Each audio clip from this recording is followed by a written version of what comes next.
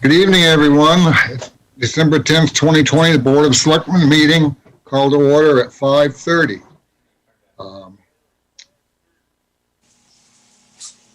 If you want to, let's see here. I'm getting blank. I'm going to take a roll call. Sheila? Here. Pat? Here. Ed? Here. Mike? Here. Gang's all here.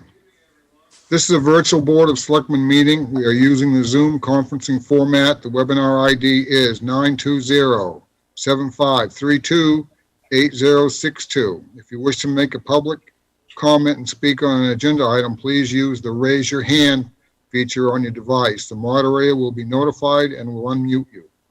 Please identify yourself before making a comment. Item 2. Approve the November 25th, 2020 Selectmen's meeting minutes. Second. First, have a second. Pat seconds it.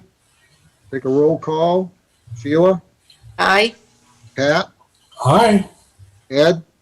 Abstention. I wasn't there. Okay, one abstention. Mike? Aye. Alan says aye. Motion carries. Item 3, public forum. This is an opportunity for anyone who wants to address the Board of Selectmen with any issue that is not on the agenda. Do you see any hands raised?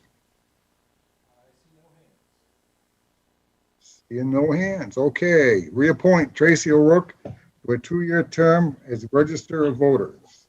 So moved. I have a Second. First, and I have a second. Take a roll call. Sheila? Aye. Pat? Aye. Ed? Aye. Mike? Aye. Alan?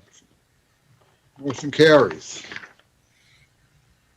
Congratulations, Tracy. Thank you. Yeah. How you doing? Good. There she is. Okay. Item 5, presentation by Tracy O'Rourke of new E-code website. You're up. Okay, so we're finally done. I'm so excited to get to this point. 2 years, right? 2 Yeah, years? 2 years. So it was approved at the November 3rd election. So our code is now new and fresh and ready to go. So I'm just going to walk you through the steps of using it from our website, which will be the most effective way for everyone, the public, selectmen, staff, everyone to use it. So I'm going to share my screen. And we're going to start at our homepage. So if everyone goes to kennebunkportme.gov, as they do for our usual business, and over on the left-hand side is the same place you always look. You click on ordinances, and then you just click on the link for E-code, and it brings you right to the homepage for the ordinances. So it's very user-friendly from the experience I've had playing around with it.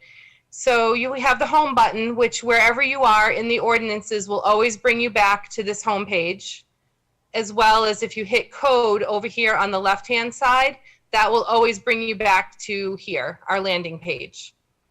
So we have different ways of searching. You can search for anything using the search bar. So if you wanted to look up dog rules, it will bring up every ordinance that references dogs, and it's highlighted so you can quickly see if you wanted dogs on the beach, or if you were more looking for a leash law, just whatever it is you're looking for, disturbing the peace, barking dogs, those types of things. And then once you get there, you just click on that section, and again, it brings you right to that section of the ordinance, and everything's highlighted with the word that you selected. And so that's one way to search up here in the top bar. You can also go to the index, which is over here on the left-hand side again, and you can look for pretty much anything you want. Let's see, what can we find? So if you're looking for Newer. minutes, it tells you every section that references minutes in the ordinances. So you just click and it takes you right to that section. So it's it's super simple to find things. If we go back to the landing page, you'll see it says right here, includes legislation adopted through 11/3/20. So as we make updates and changes over the years, that will change, and it'll give the last date that it was updated.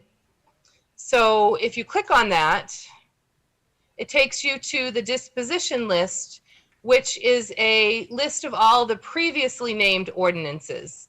So if we used to have all of these separately, and it tells you the date that it was adopted on the left-hand side, it tells you what the subject of the ordinance was, and then over here it tells you where you can now find it. So if you wanted to look at the land use ordinance, you can see it was initially adopted in 1972, and if you click on chapter 240, it takes you to the new and improved land use ordinance.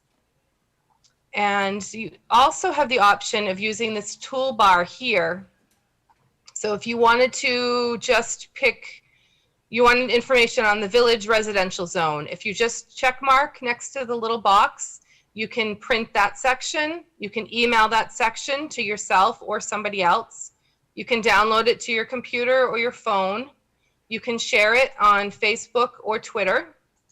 And you can also sign up to get updates. So anytime the village residential zone makes a change, if you put your email address here and sign up, you'll be notified. So if there are certain parts of the ordinances that you're particularly interested in, then you have that option as well. So the most important things to remember are the home button and the code button, bring you back to the landing page. And the ordinances are now broken up into 4 different sections. We have part 1, which is general ordinances, and that has the administrative code and all of the basic ordinances that were separate from each other before. They're all kind of grouped together, like miscellaneous ordinances.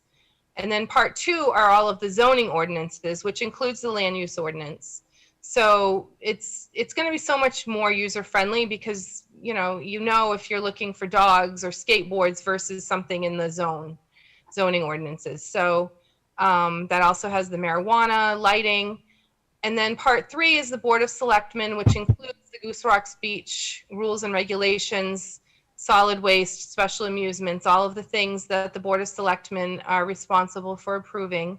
And then part 4 is the Planning Board. So that has their regulations as well as subdivision regulations. So it's very neatly put together in a nice little package. I think it'll be easier for people to find things.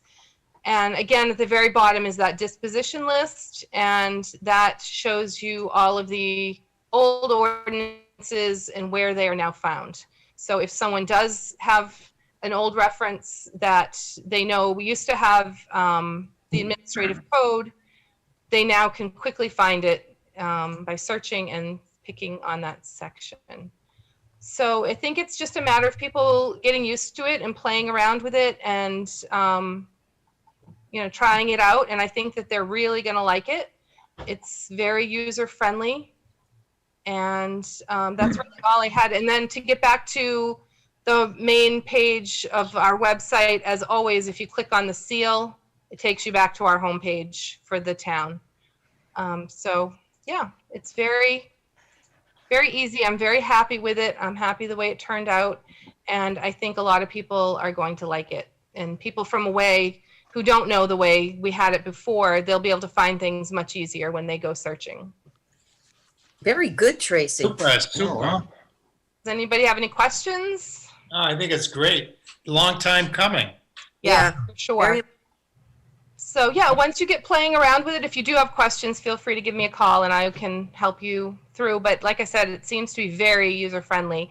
And I think the Get Updates feature is going to be very popular for people who like to stay updated and don't want to have to keep checking the website themselves. It'll just get notified immediately.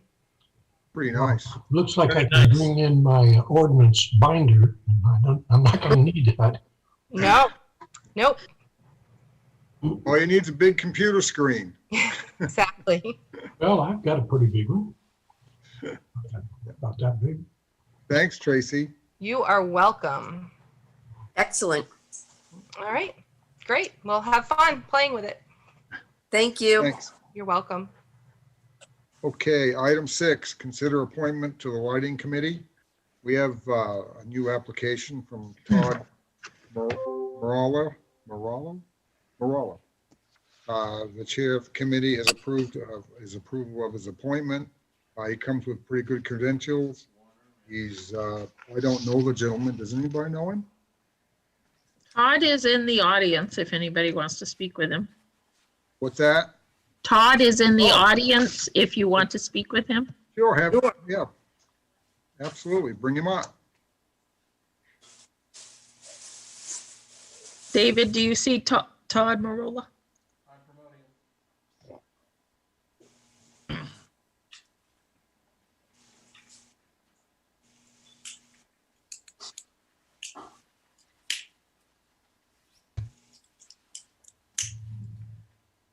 Todd, are you there? There's a crossed out video symbol and no microphone symbol for him, so I'm not sure what's up with that, his connection. Well, before you can withdraw his nomination, I move that we appoint him to the lighting committee because he did have very good credentials. Second. I have a first and a second. He's an architectural designer specializing in lighting, so that's a It's a really good perfect plus fit. for us. Yeah. Absolutely. Perfect. fit. So I have a first and I have a second. We'll take a roll call on that. Sheila, Aye. Pat, Aye. Ed, Aye. Mike, All right. Alan says aye, motion carries. Well, he's disappeared now altogether, hasn't he? Todd, welcome. Yeah. I sent him back to attendee, I can try and allow him to talk. Okay, Not allowed. He's using an older version of Zoom, that's why it's not working. I have a Okay. It's telling me that. okay. So in a way, if he can't hear us either, But he's got his hand up now. Try it. I'm unable to allow him to talk. I'll try Okay. Zoom again. He'll have to download the newer version. I had to do that the other night in a Zoom meeting. Oh, wow. Yeah, and my computer kept crashing. So if I disappear tonight, I'll be back. okay, well, Well, we can just say, welcome, Todd, and we appreciate the fact that you're willing to volunteer. hope he can hear us. Yeah, thank you. So we'll go to item 7. Award the bid for the wastewater engineering services. Is, So Mike? we have Mike Claus, who should be promoted, and Eric LaBelle. And Chris Simeone, if Chris is here, but I don't see him.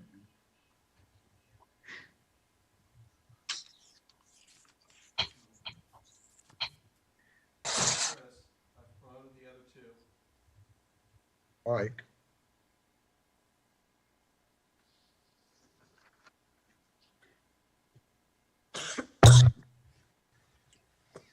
There's Chris. Chris is one of the Mike Clauses. Maybe we should promote the other Mike Claus too. We saw there were 2 Mike Clauses. You and Mike keep me guessing, Chris. There's, So do you guys want to unmute yourselves? That doesn't look like Mike Claus to me. There's Mike It is Claus. Mike. There's 2 Mike Clauses. I think Chris stole my login from the last meeting. Okay. There's Eric. How you Do doing? you guys want to introduce Eric? So we have a new process engineer here, Eric LaBelle, who comes with us from a long history in southern Maine and even other states in engineering. I've known Eric for a long time. He's a great engineer, great person, and I've known his wife longer than I've known Eric. all right, that's a long story. Well, hopefully there's no story behind that story. Well, welcome aboard. He's already saved us 20 grand. He's number one in my book. There you go. It's a good way to bring them aboard. There you go. So if you want, I'll just jump in. We've sent you a memo on the engineering proposals we received for our pump station upgrades that we're planning. We got 4 responses from experienced firms, and we interviewed them all, and everyone interviewed well. I would say that Woodard & Curran came with a very good presentation. The people they brought to the table had good knowledge of the town and good knowledge of wastewater. Very experienced, and really gave some good thought as to how they would go about working at our pump stations to bring them up to date, and to also solve some of the issues that we've had throughout our system. You know, to try to work with our odor control problems, and try to make sure that these are well working stations for our crew. So I think that was our basis really for selecting them, was their knowledge of our system and their willingness to bring new ideas to our engineering that's coming up. We looked at costs. They were the highest cost, but they also had the most hours into the project. So we asked everybody to give us an hourly breakdown, and the firms varied depending on how much they thought had to go into the project. You know, we think that there are some issues with our system we'd like to go over with our engineers, and I think Woodard & Curran has put enough time into the project so that they can cover that. I would point out it's a not to exceed contract that we're recommending. So, you know, if we find that it's not as complicated and we don't need to spend as much engineering time on it, we won't get charged for it. Great. And we basically looked at their rates. And as you noticed, Eric LaBelle did a good study of how their rates compared amongst the 4. And you know, they were all in the same ballpark. I think DuBois and King was low by a significant amount. And we looked at them, and they had put a lot of work in the lower levels into their drafting and technicians. And that's why their costs were lower. We didn't see that as a particular advantage if we ran into a complicated problem, where we'd have people with less experience, you know, to have to solve that. Woodard & Curran did come down on their hourly rates. They kept the number of hours in the project the same, but they did cut their rates, which brought them down significantly. So I think we've got a fair price from them, and that is our recommendation. Okay. Chris, you have anything to add?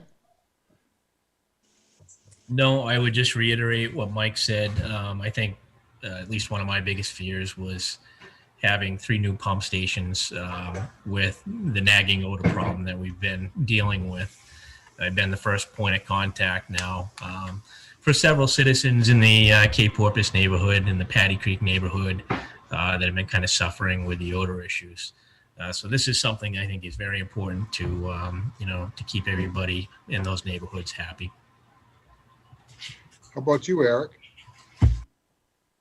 I think it's an important point. As part of the odor issues are really the hydrogen sulfide issues that are happening as well, and which is actually detrimental to some of the concrete. And so wherever it's discharging into a manhole, something of a like, and it could be eating away on some of the infrastructure as well. So as we talked about complexity about how to address the issue, it was a little more complex than I think some of the firms may have been looking at it. I think they looked at a lower level canned pump station kind of upgrade. And I think the larger issue was on the odor control was really the hydrogen sulfide and some of those issues and the corrosion issues and odor issues that we're dealing with.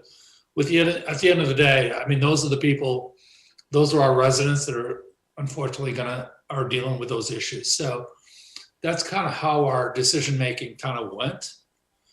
We wanted to make sure that the firm really had a strong understanding as to what our concerns were. And we felt that Woody Curran definitely put the best foot forward, if you will, on those issues. Thank you.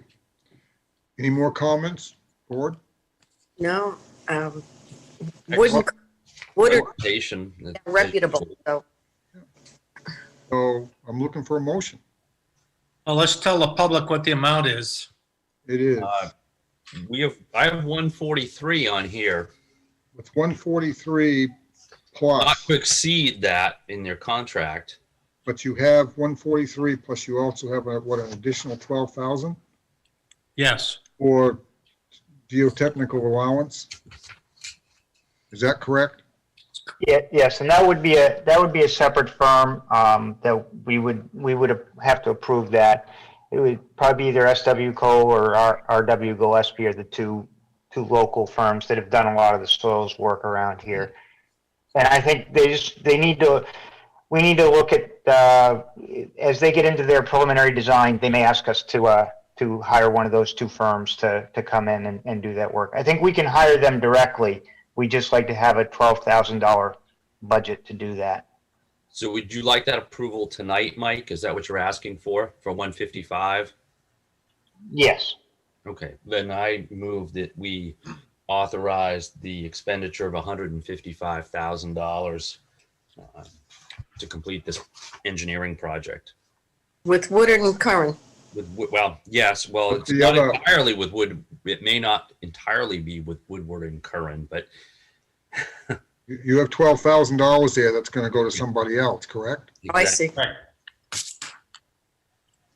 So how do you want, Lori, how do you want us to make a motion on this between the two? I think if you authorize a contract for $143,000 for Woodard and Kern with an additional $12,000 geotechnical contingency, that would suit us fine.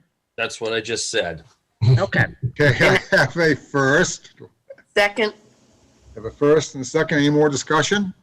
I'd just like to say that it's part of the multi-year plan that Chris and Mike have submitted to us for upgrading our wastewater treatment facilities. Well, it sure would be great to get rid of the odor down there, I guess. Yeah. You know, that's been there for a long, long time. Okay, let's take a roll call. Sheila, aye. Pat, Aye. Ed, I Mike, Aye. Alan says aye. Motion carries. Thanks, guys. Thank you. Nice job. Thank you. Okay, item 8, watershed management plan presentation. Is that, So we need to bring up Mindy.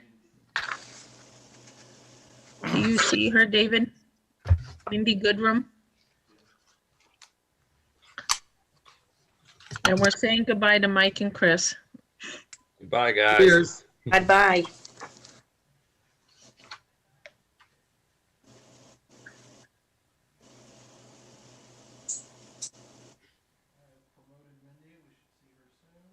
And we can promote Werner as well, since he was a part of the study.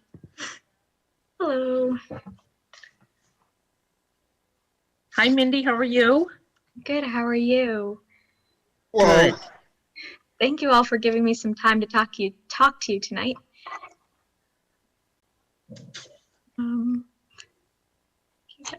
Werner coming up. Yeah, Werner's been really involved with this project on the steering committee and stuff as well. It's great that he's here tonight. yes.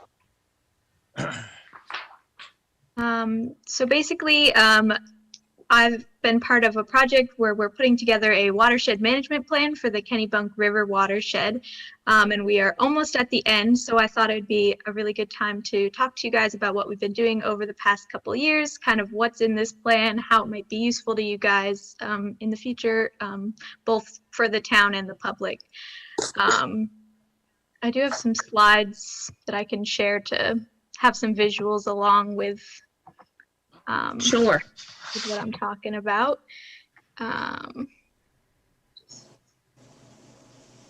Play. All right. So basically, the Kennebunk River watershed, as you guys probably know, covers about 60 square miles throughout 6 towns in southern Maine, which is a pretty large watershed. And currently, it doesn't meet the state standards for because of elevated bacteria levels and also for aquatic life standards. So kind of, I should have introduced myself and my title first. I'm the project manager at the York County Soil and Water Conservation District. And in 2018, we applied for a grant through the Environmental Protection Agency and the Maine Department of Environmental Protection, and were awarded this $41,600 grant to help develop a watershed-based management plan for the Kennebunk River. We also were partnered with the Wells National Estuarian Research Reserve, as well as FB Environmental, who is the consulting firm we brought on to actually write the watershed plan. And we've had a number of other local organizations, as well as a lot of great involvement from the 4 main towns in the watershed on our steering committee to help guide us throughout this process as well. And kind of what we wanted to do, the watershed-based management plan is these funds would help us do some additional surveying and monitoring in the watershed to help understand what the current issues are, as well as write this plan to help propose solutions and guide protection, restoration, and kind of enhance efforts over the next 10 years. And yeah, that's pretty much what I just went over. So kind of what's in the plan is first kind of the results from both recent and historical monitoring in the watershed. And it's actually broken down within the plan as well into different sub-watersheds. So, each town within the watershed could flip to the sub-watersheds that are just within their town if they want to see the specific issues going on in their section of the watershed, since the problems might change a little, where the headwaters in Lyman and Arundel are a little more rural, and down in the Kennebunks is a little more developed. So there might be some slight differences. But kind of some of the general trends that we saw were the high E. coli bacteria levels, which we already kind of knew about, but saw again, as well as there was some low dissolved oxygen numbers and some warm temperatures by the Route 1 area, both of which are not great for aquatic life in the river. And then there were a few areas of elevated phosphorus as well, which can help promote algae blooms and kind of have a domino of negative effects potentially. Also in some of the other surveying that we did were both on the river itself and driving around roads in the watershed to kind of look at potential sources of pollution. So not only do we know that these issues are existing, but try and find, okay, where is it coming from, and identify some of those sites. Because it was such a large watershed, we weren't able to cover all of it. These are just a couple of the maps showing a few of the areas that we did look at, and some of the sites that we did identify as like sites we should revisit and look at for potential remediation in the future. And there's a lot more information in there, as well as some geomorphic studies. There was a stormwater outfall survey, which a lot of that work took place in the Kennebunkport area, mapping those and the sewers. We also did an ordinance review. So there's a ton of information in there, just kind of what's currently going on in the watershed. The other aspect that we included as well is this summer we released a survey to residents and folks in the watershed to kind of get their input of what they think the issues are in the watershed, since they're kind of the eyes on the ground, as well as asking for their input to help us prioritize action items.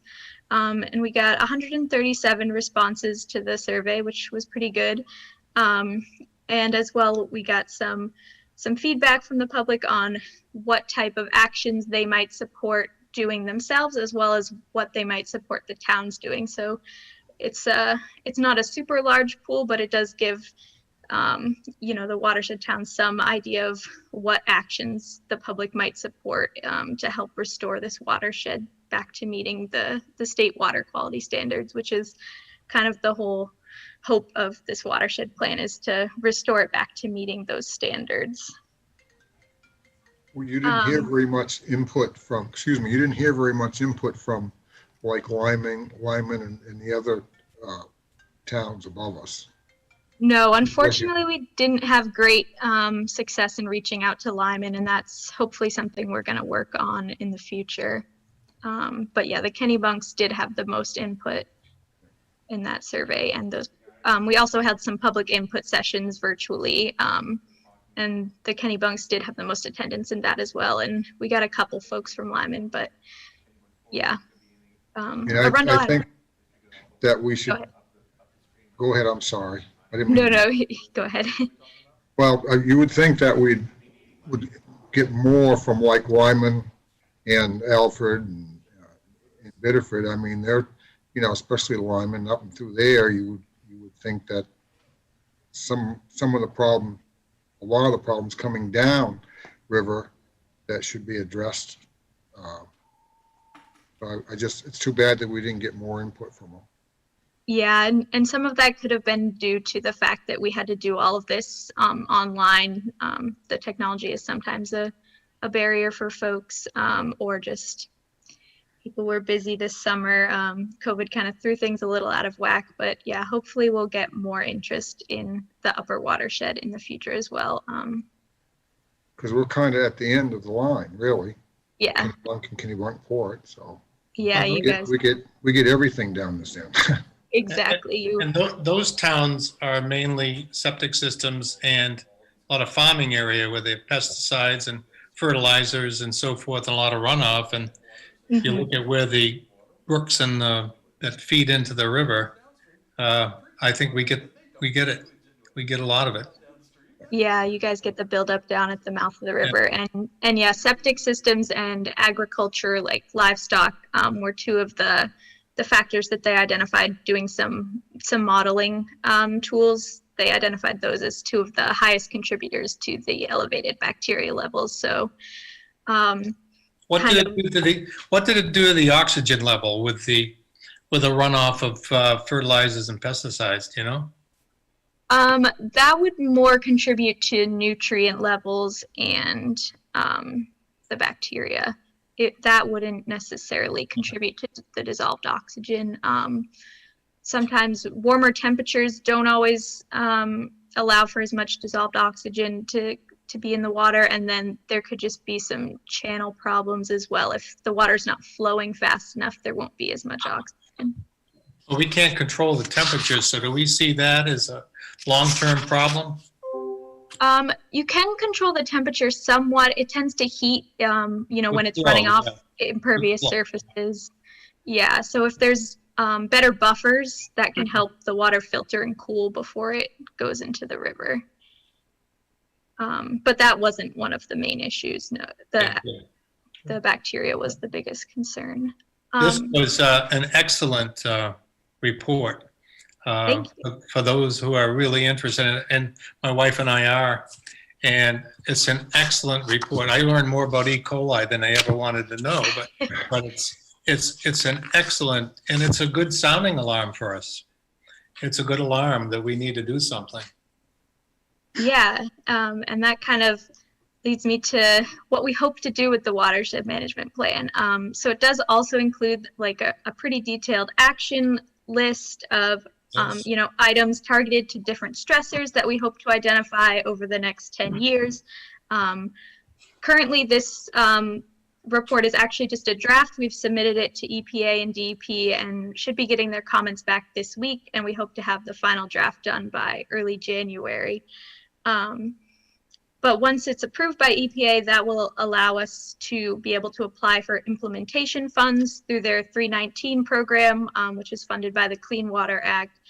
So that would be able to give us more funding to address some of the sites that we found in this watershed management plan and to continue doing education and outreach, particularly to farmers and the public on good ways that they can help improve the watershed on their own property, as well as there's probably some town sites that could use some work. So just being able to address all of those. And one of the other things we hope to do is have each of the towns within the watershed adopt this plan once it's finalized to help kind of guide their restoration efforts as well in the town or in the watershed over the next 10 years.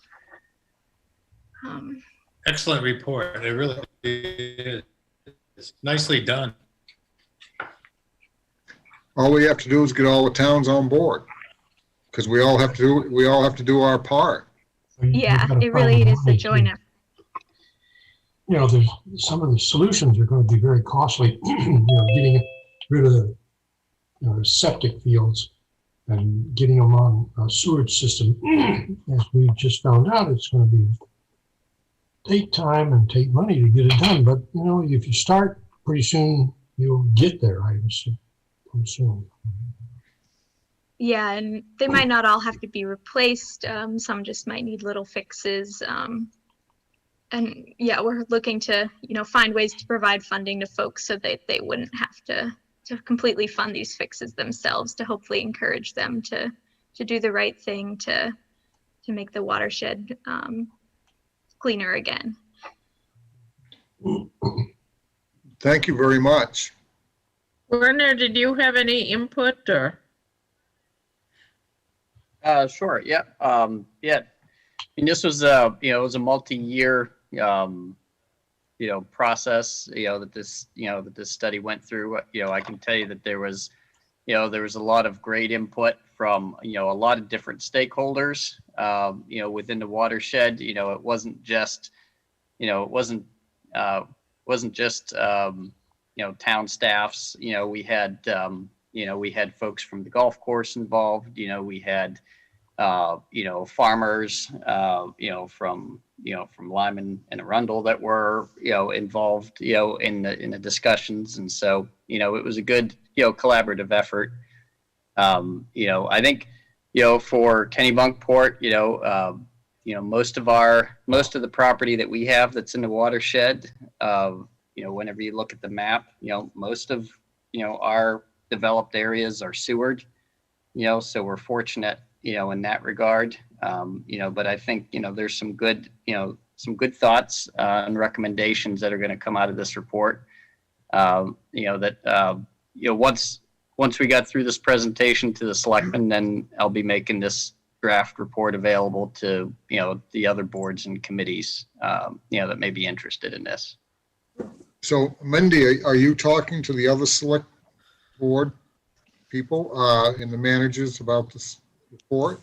Have you been? Yeah, I talked to Kennebunk on Tuesday. Got a meeting in Arundel next Monday. I think Lyman's a little shut down right now from COVID, so I'm working on trying to get in touch with them. But yeah, the hope is to talk to at least the 4 main towns. The Alfred and Biddeford have less than 3% total of watershed land, so not as much involvement there. But yeah, the hope is to get those 4 main towns involved. They've been already really involved in writing this plan, which has been great. And we hope to keep them involved as we look to seek these implementation funds in the future too. So you're looking for funds, correct? Not right at this moment, but soon, yes. And so is that a state funding or is that federal? So it's federal funding that the state administers. Okay, well, thank you very much. Yeah, thank you all for your time tonight. Great presentation. Thanks, Thank you. Werner. What, Ed? You're muted, Ed. Can't hear you. Sorry There you about go. that. I know I just said thank you, and I apologize. I missed part of it because my Zoom platform crashed again. Oh no. It keeps telling me I have to update, and when I go to update it, it won't let me, so I don't know. But if it crashes, I'll be back. Well, thanks again. Thank you. Thank you all. Have a good evening. You too. Item 9, discuss financial forecast for FY22 budget. So can we bring Jen Lord up?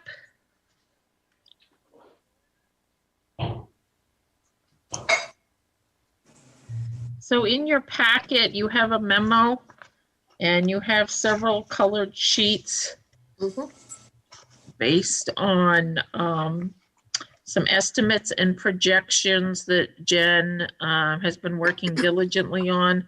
So when we discussed with the board back in November, the budget for FY22, and we're seeking feedback from the Board of Selectmen. There was discussion about how that might be impacted by the pandemic. And so I'm going to turn this over to Jen and let her take you through the sheets, and then we'll discuss in more detail or answer questions. Sure. Hi, Jen. Hi, everybody. Hi. How are you? All right, so let's start right in. So the first sheet in your pile is the pink one, and that's a tax collection summary sheet. And so in a nutshell, what this is showing is that our collections rate is on target as compared to this time last year. So that's good news. That is very good news. Yeah. So our next sheet is. So before we move on from that sheet, I'd say it also shows in general that our collection rate normally is between 98 and 99%. So we hope to get to that level again this year. And I asked Jen to talk to Becky and just look at our valuation of residential versus commercial, because as we talk about how businesses will be impacted and how that might impact our collection rate. So our residential valuation is 91% of our total valuation. So when we look at collections, it's really, a lot of it is about people's ability to pay.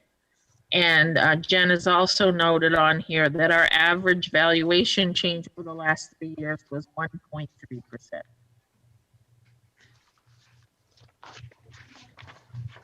You good? Yeah. Yep. Okay. So our next sheet is the revenue forecasting sheet.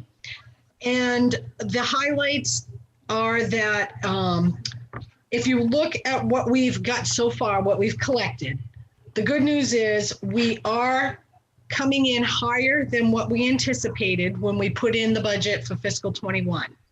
But we are not as strong as we were in fiscal 20 and fiscal 19. So we still have some more work to do. I made notes on some of the things, like some of the payments don't come in until the springtime, or most of them in spring, or issue dates in June. They have reclassifications. So those monies we'll see later on. And I've got a question for you. Yep. You show on your green sheet COVID-19 having a $123,296 income. How do we make money off of COVID-19? Lori was very successful in getting us a COVID grant from the state. Oh. Yeah. So that's where that money shows up. Wow, very good. Any other questions on that one? Nope. All right. No? Okay, Mike, do you have something? No. I just wanted to make sure. I first was going to just ask about the auto excise, but maybe it's in line with 2019, 2020. So I could expect that would go back up. So I'm okay. Okay, good. So then you have 3 yellow sheets, and those are all about debt. The first one is our existing debt schedule. And you will see in 2025, we have a balloon payment due. And that was for the village parcel taxable portion. And when we went out, the plan was at that time to rebond it in 2025 for 20 years. For 15 more years. We'd have 5 years, do 15 more for a total of 20. Gotcha. My question on that one was, should we sort of do an addendum here to show what it would be by year if we did that? I mean, that balloon payment. Oh, we could take our best. What's that? We could take our best guess at what the rates might be. I think it would be more realistic for us if we know we're going to do that in 2025, it would be more realistic for us to know what's going to happen for the next 15 years. Okay, I'm making a note. 15. Take a guess at what you think the rate's going to be. I mean, it's just an estimate, you know. That's a hard one. But it'll be more real. It'll be more realistic than, I think, than looking at it this way. Okay. I will do that and I will get that out to you. And so the next yellow one is, remember the 5 million wastewater bond that we were talking about? This is an estimate of what it's going to be. And then of course the town 60% and the sewer at 40%. So that's the debt schedule for that. Then we have a summary of the debt schedule, which would include the wastewater bond. And we are guesstimating that in 2023, for the first year of the 5 million, that it would be just an interest-only payment. So I will redo this also with showing the balloon payment carried out for 15 years and get that out to you. What's everybody else think about that? Do you think it'd be more reasonable for us? I don't want to make work. That's what's going to affect the tax rate. Right. We just don't know what the interest rate's going to be. Yeah, I It know. shouldn't, that's the only bad thing about it. But I mean, you can adjust it after we, it'll give us an idea anyway.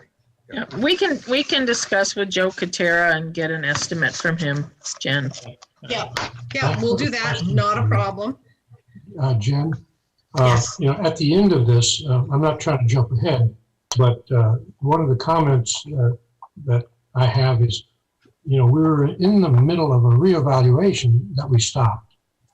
And do you have any feel for what the completed reevaluation would do on the mill rate, which is the end of the thing? Because you remember the last time we did a reevaluation, some properties went up, some stayed the same, and some went down. But since we haven't got that far, we don't know what the future is. So that's what I thought drove the mill rate. So until we know what that is, we probably couldn't speculate on what the mill rate would be. Well, I'm sure if we did reevaluation, Pat, the assumption was that the mill rate itself would go down. That's what I'm thinking. Yeah. Where are we now versus the state? We are, is Werner still there? Do you want to bring Werner up if you want to talk about valuation? We're not going to be able to Do have. you want to talk about our certification versus what the state says we're at? Sure. I mean, I can give you kind of a Just a broad brush, yeah. Yeah, just a rough idea of it. I'm going to say we're probably certifying at around 90% of market. So we've dropped below. We've dropped below the typical threshold of what we had held before. Just because we were seeing changes in our primarily in the building, the building valuation. That's why you're starting to, you'll start to see drops in the, in the homestead exemptions and things like that. Will start to drop because we're not at the ratio that gives us, a full benefit of those exemptions. But I want to say we're below the 90% mark, is where we're at. So we're not looking, we're probably not going to be able to do a reval this coming year because of COVID. From the sounds of it, it'd probably be the following year. So we were just in the beginning stages of doing the field work. Vision appraisal was just doing some field work. What the plan had been is that we weren't doing interior inspections of every property, so it was essentially a drive-by inspection of properties, but a more detailed look at at just recent sales, the ones that were going to be used for, for kind of the sales analysis. What I think is tricky is looking at, what's happened just in this past year in terms of sales, and there's just not any good, clear direction as to whether or not, these, the real estate sales that we've been seeing have been all over the place, and so, there is a question about whether or not these are really market or whether we've just got some, dramatic bubble right now that's been occurring. So it's not determined yet when we're going to pick that back up. Okay. Thanks. What else, Jen? All right, so then your next sheet is the lavender one, and that talks about our fund balance. And it shows our history from 16 when we started the fund balance policy. And if you recall, that is anything over 18%, which is 2 months of expenditures, that we will transfer over to the capital projects. So if we look at where we're going to be at, we're projecting we're going to be at the end of fiscal year 21, our undesignated would be 3.3 million. Capital projects would be 472. So in our proposed fiscal year 22 budget projection, we estimated using 200,000 from undesignated fund balance and 100,000 from capital projects. And if everything shook out just like that, we would end up at the end of fiscal 22 with only 13.41% of the expenditures, which would be a month and a half approximately. So what our fund balance policy says is that if we drop below the 18% level, that it's our responsibility to set up a plan to replenish that amount. And so our hope is that the 600,000 that was committed to this year's budget would not all be used when we get to the end of fiscal year 21. And so hopefully that would work out, but we anticipate we'll probably be below the 18%. And one way to build it up is to, budget conservatively on revenues and reduce the amount you put into fund balance the coming year. Which we're going to do, looks like. Well, yeah, we're giving you our estimates. Yeah. It'll be up to the board and the budget board what we do. Anything else on that one? Nope. Okay, we'll move along. Then the last one is the white, which is our fiscal 22 projections showing estimated increases in expenses of municipal operation and county at 3%, education at 4%, capital at 16.97, and debt at 0.8%. Again, these are actual only and not based on anybody's request. This is just what we guessed. And the revenues reflect a lower use of the fund balance by 200,000, and then by capital fund balance by 225,000.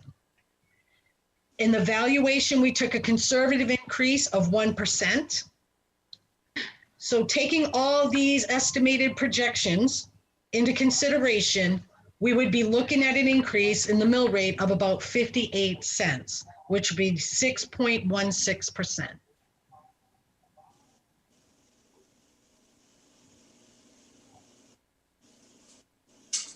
So, I'll just reiterate that these are estimates. We have no idea what the education request is going to be or how that will balance out because that's valuation driven between the three towns. The debt is what we actually know. We've put a holder in here for 1.4 million for capital, knowing that we've, spent, if you look back at our capital numbers from FY19 to FY21, so 1.4 has been more of the high end of that range, but we know that there's plenty of capital needs we've discussed, so we put that in at 1.4. In terms of the revenue right now forecast is higher than what we put in for FY21. but it is lower than what we have collected in FY20. So, or what we had budgeted in FY20. So it's still a reduction from pre-COVID, but it is higher than what we had conservatively budgeted this year. And of course, we're looking at those reductions in fund balance. So this is a very 30,000-foot level view of what could happen, the ghosts of Christmas future, but not necessarily what will happen. If you all save Tiny Tim. We, you know, it's like, it's good to have something like this, though. It kind of gives you a little guide, you know? Yeah, Absolutely. so we're looking for feedback from the selectmen in terms of budget preparation and thoughts that you might have. Anybody? Well, you know, we're up 3%, but a lot of that's labor, right?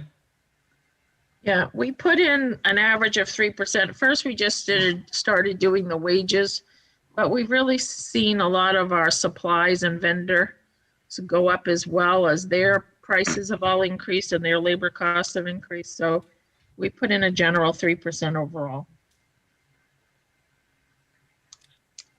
Okay. Best estimate we've got for the right now. Well, she's looking to see if this is how we want to move forward. Is that correct, Lori? Well, Is there any big changes? Well, this is an equation, right? So you either change the valuation, which I can't change, or you change the expenses or revenues. So we're giving you a sense of where we think revenues will probably be forecast. And as we have, you know, more information over the next couple of months, we'll fine tune that. But this could be a scenario. And I know that you guys always want the lowest tax rate possible. But Especially at this point, yeah. Right. And so, you know, this is a chance to say, you know, this is no way going to be acceptable if we ever got to this point. Or, you know, you've been too generous with the revenues and we need you to be more conservative, or we need to put off capital projects and do just the bare minimum until we get out of this. I mean, those are the kinds of feedback you could give me.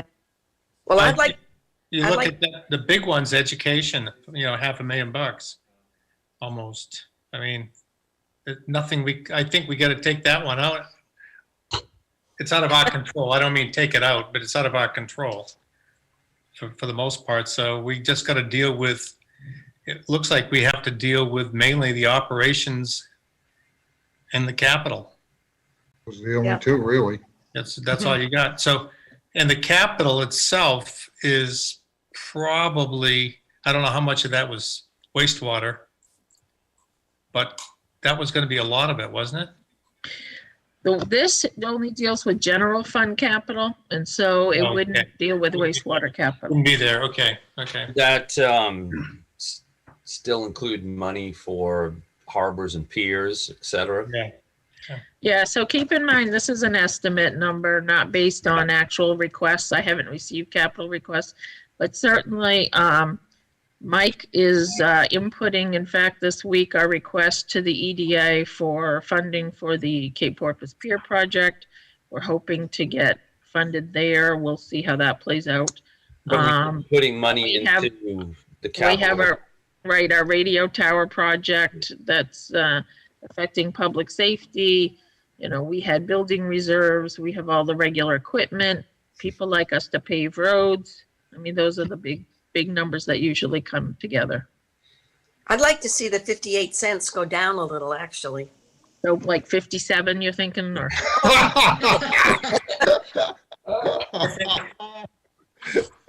I never thought that you'd even think that, Sheila, for a moment. Lori, I think, you know, speaking for myself, I think this is a good 30,000 foot, as you said, view at it. And for us to sit here tonight, unless, or at least for me to make any other comments, is kind of premature in the sense that we're going to have to hash all this out during budget. Right. Did you actually do a detail on the operations costs? We did on the wages, but we didn't on the individual Okay. Lines. Yeah. Well, the wages are what they are, so it's like, Mhm. Yeah, there's quite a few things here that you're not gonna be able to change. You know, Right. like Mike said, you're gonna have the capital and that's. Well, we had our amazing. chance to get out of the school department and people didn't want to do it. So we're stuck with that. Someday I'll let that go. Well, So what I'm we can't do- hearing oh, go is ahead. what I'm hearing is that people want us to present them with a budget that continues to maintain services and prepare us for the future, but at the same time be as fiscally conservative as possible. well, you hit it right on the head. Yeah, right. Yep. Well, Well, I think we could take the scalpel to it during budget. And I don't. Unfortunately, I think we need to keep in mind that what's happening to us now is things that we didn't do in the past that need to be done. And we should have done some things we didn't do because we wanted to keep the tax rate low, which I'm not saying is wrong. But now we're facing a lot of issues that were put off for a long time. And I'm not sure what's in the operations right now, but certainly in the capital, we're gonna take it. It'll be tough for a while. Yeah. Yeah. You can pay now or we can pay later, like Mike Exactly. says. So I mean, we need to do all we can do. I'm just saying that we can't be penny wise and pound foolish. See what happens and see what we can do. But that educational assessment of $500,000, which is probably right. There's nothing. The problem is we can't do anything about it. And we have to take that basically out of the equation. I don't know what that's doing to the rate, the $500,000. I got to figure it out, but it's substantial. Well, that's most of our, or over half of our budget. Yeah, I know it. It's more. I wish we had kids to send to the school. It would seem a better investment for us. I think the town's growing a little bit, isn't it, Lori? Aren't we having some new babies, more than we have in the past?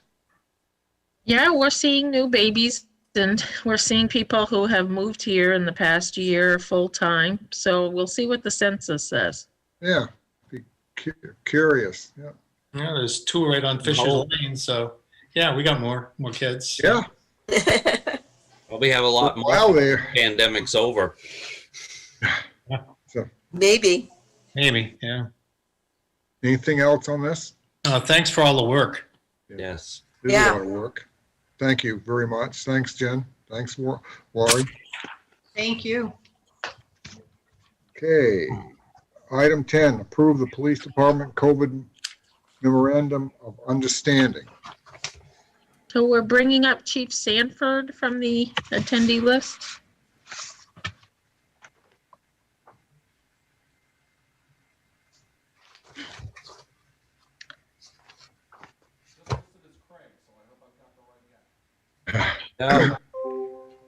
Tell you in a minute. That is me. Ah, there he is. There he is. Hi, Chief.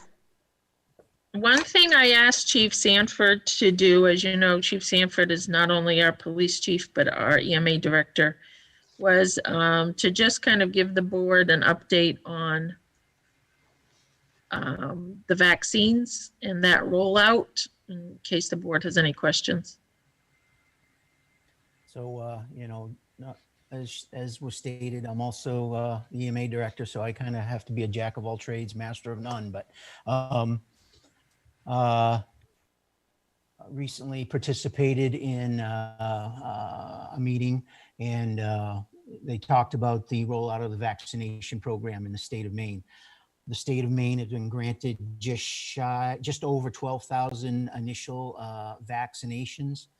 And you can imagine 12,000 isn't really a whole lot, but there's an initial thought process that it'll be rolled out in 4 phases. The first phase will be mostly hospital staff and those in the hospital that potentially could be victims of the COVID. Chief, can you put your mic a little closer? It's just a little hard to hear you. And then long-term, how's that? That's better. And then long-term care facilities. So there's two right now. There's the Pfizer, which is a two vaccine, a two inoculation vaccine, and there's another one from Moderna. I know the state's going to get some of both, but I know just the 12,000, just over 12,000 will be the Pfizer, and then the Pfizer requires a second shot after 21 days. And again, that's going to be rolled out in 4 phases. The first phase, like I said, would be emergency personnel in the hospitals and long-term care facilities. Right close behind that would be emergency personnel.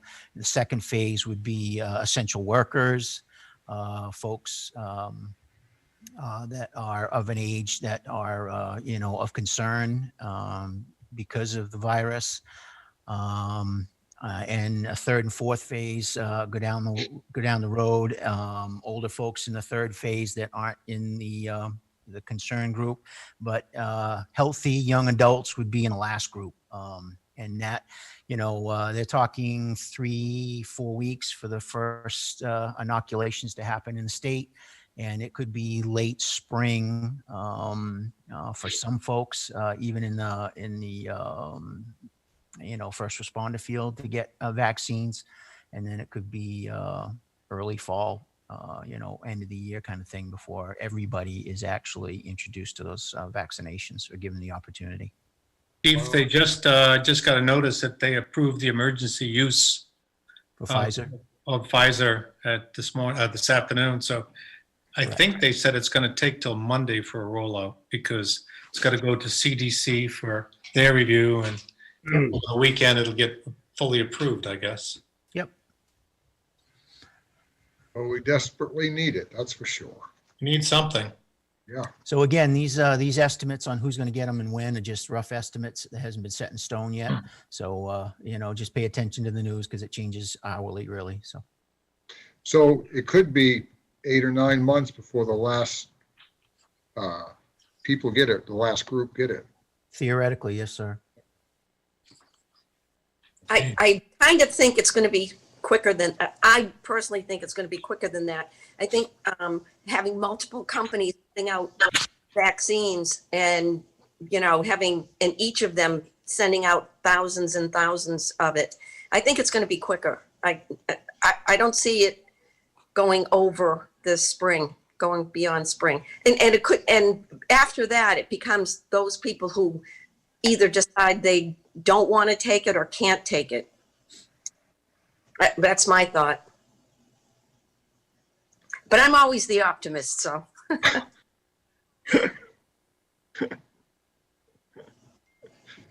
So do you want to discuss the memorandum of understanding, Chief? So the memorandum of understanding dealing with the COVID issue was a brainchild that was brought up and discussed amongst the York County police chiefs after seeing the potential issue in an agency down south, a small agency.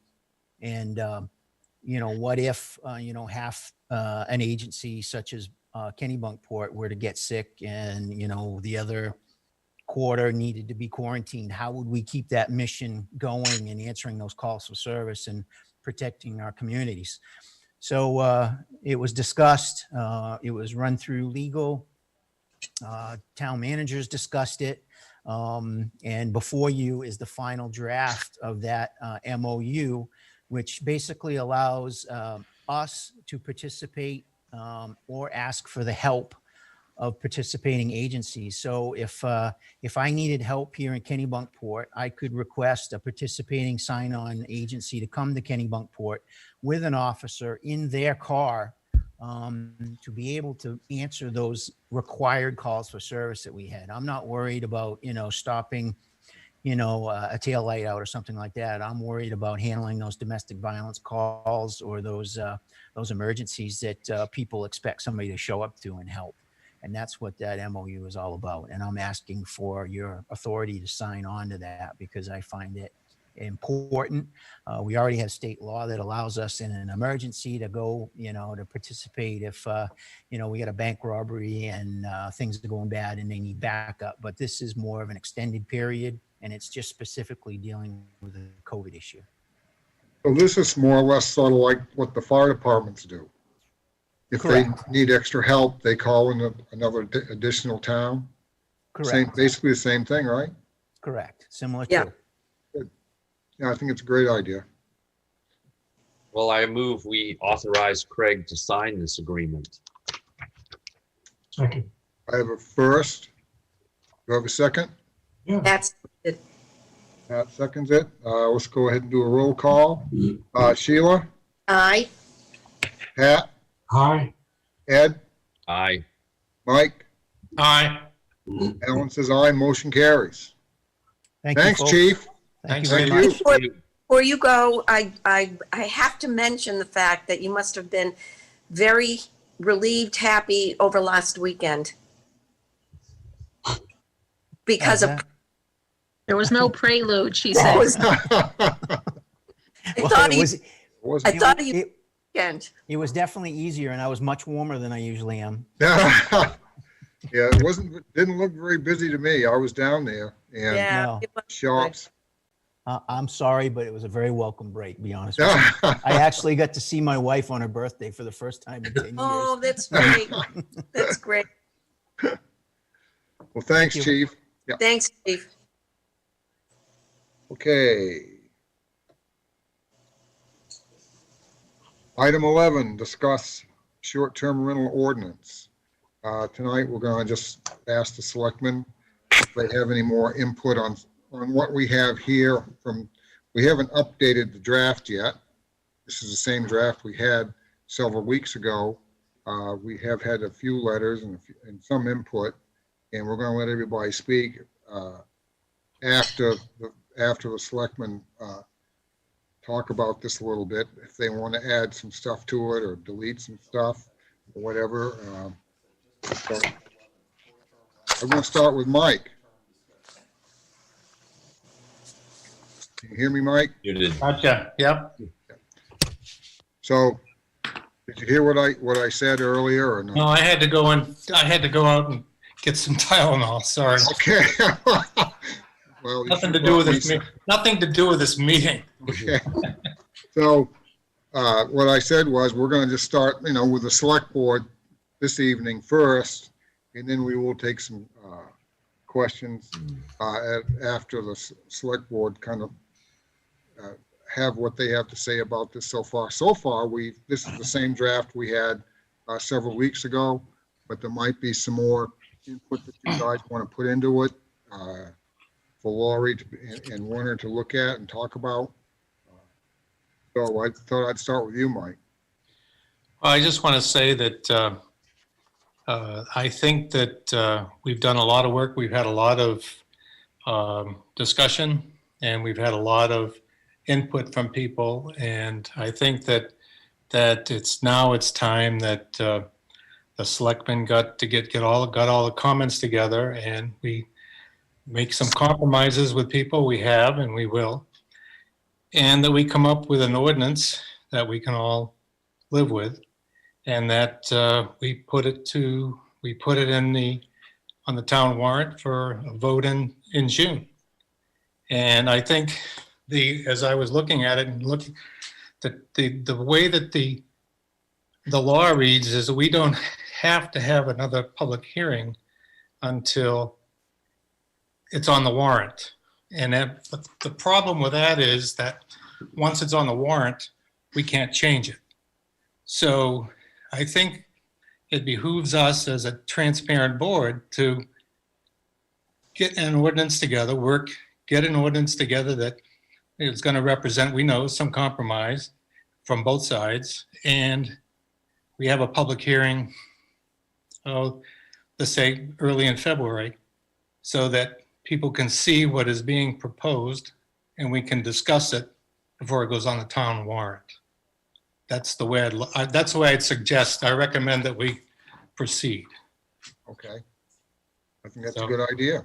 So I don't know how you want to proceed tonight, but what we said we were going to do at the last meeting was, as it went late, and we heard the input from the people who have short-term rentals, that we were going to get back to them tonight and at the next meeting and give our input for the whole thing and what we feel. And so and what we see as necessary in the ordinance, and listen to their thoughts again, and then let's go on from there. Okay. So, yeah, so you're the did, chairman. At the last meeting, at the end, you did a pretty good summation of most of the questions that they had asked at the last meeting, at the end, if you remember correctly. Yeah. You did a good job with that.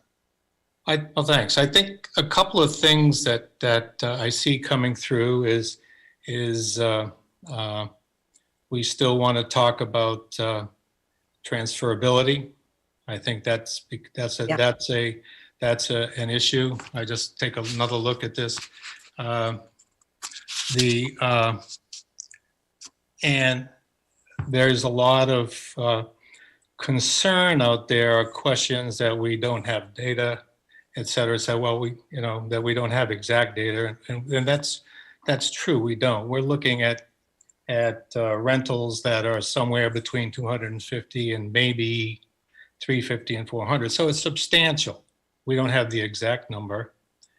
Then the question became, I know a lot of people in the audience have brought up the need for a survey. And what I'm saying is, the way I feel about this is that the survey will actually be the ordinance. And that will tell us how many people are in favor of the ordinance tonight. So we put an ordinance together fairly, and we've had a lot of discussion. We put a fair one together, and we develop an ordinance, and we put it to the voters. And as far as I'm concerned, that's the survey. That's my own opinion. So that's the way I feel about it. The other thing too is there's been a lot of questions about how would we cap it? And we still haven't come to a good, I don't think we've come to a conclusion on it, but we've talked about maybe capping it at 1% of the number of homes in Kennebunkport. So, I mean, that's an approach, and we can cap it. The thing that I really want to emphasize to everybody is that we are not attempting in any way, shape, or form to put anybody out of business. Well, we are out of their short-term rentals. We really want to make sure that the people who are now involved in short-term rentals will have the first opportunity to register for for getting a license, or whatever we're going to call it, permit, license, whatever, that they get the first option to remain. That's what we're looking at. And I just want to make sure that's clear, because I don't think that's been clear in a lot of our discussions that we've had. So that's what we're trying to do. That's coming up with a cap is another issue. And I saw some correspondence from somebody from Washington, D.C., I don't remember the number, about how are we going to be fair and equitable about new people coming in and wanting to get a license and so forth to have a short-term rental.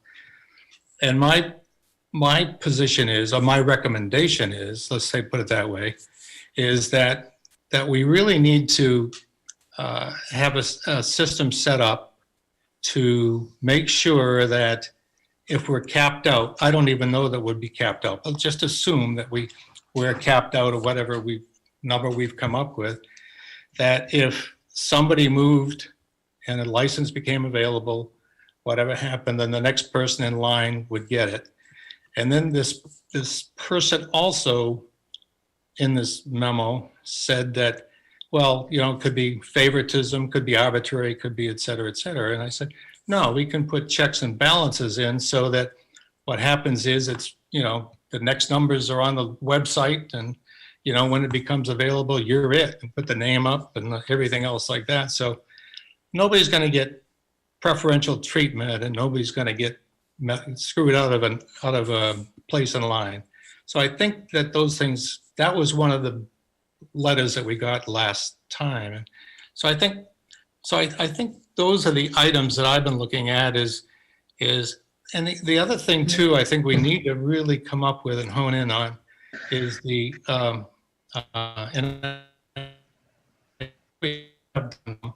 is the violation part of it, to make sure that it's not arbitrary and so forth. So Mike, we didn't Go hear ahead. that.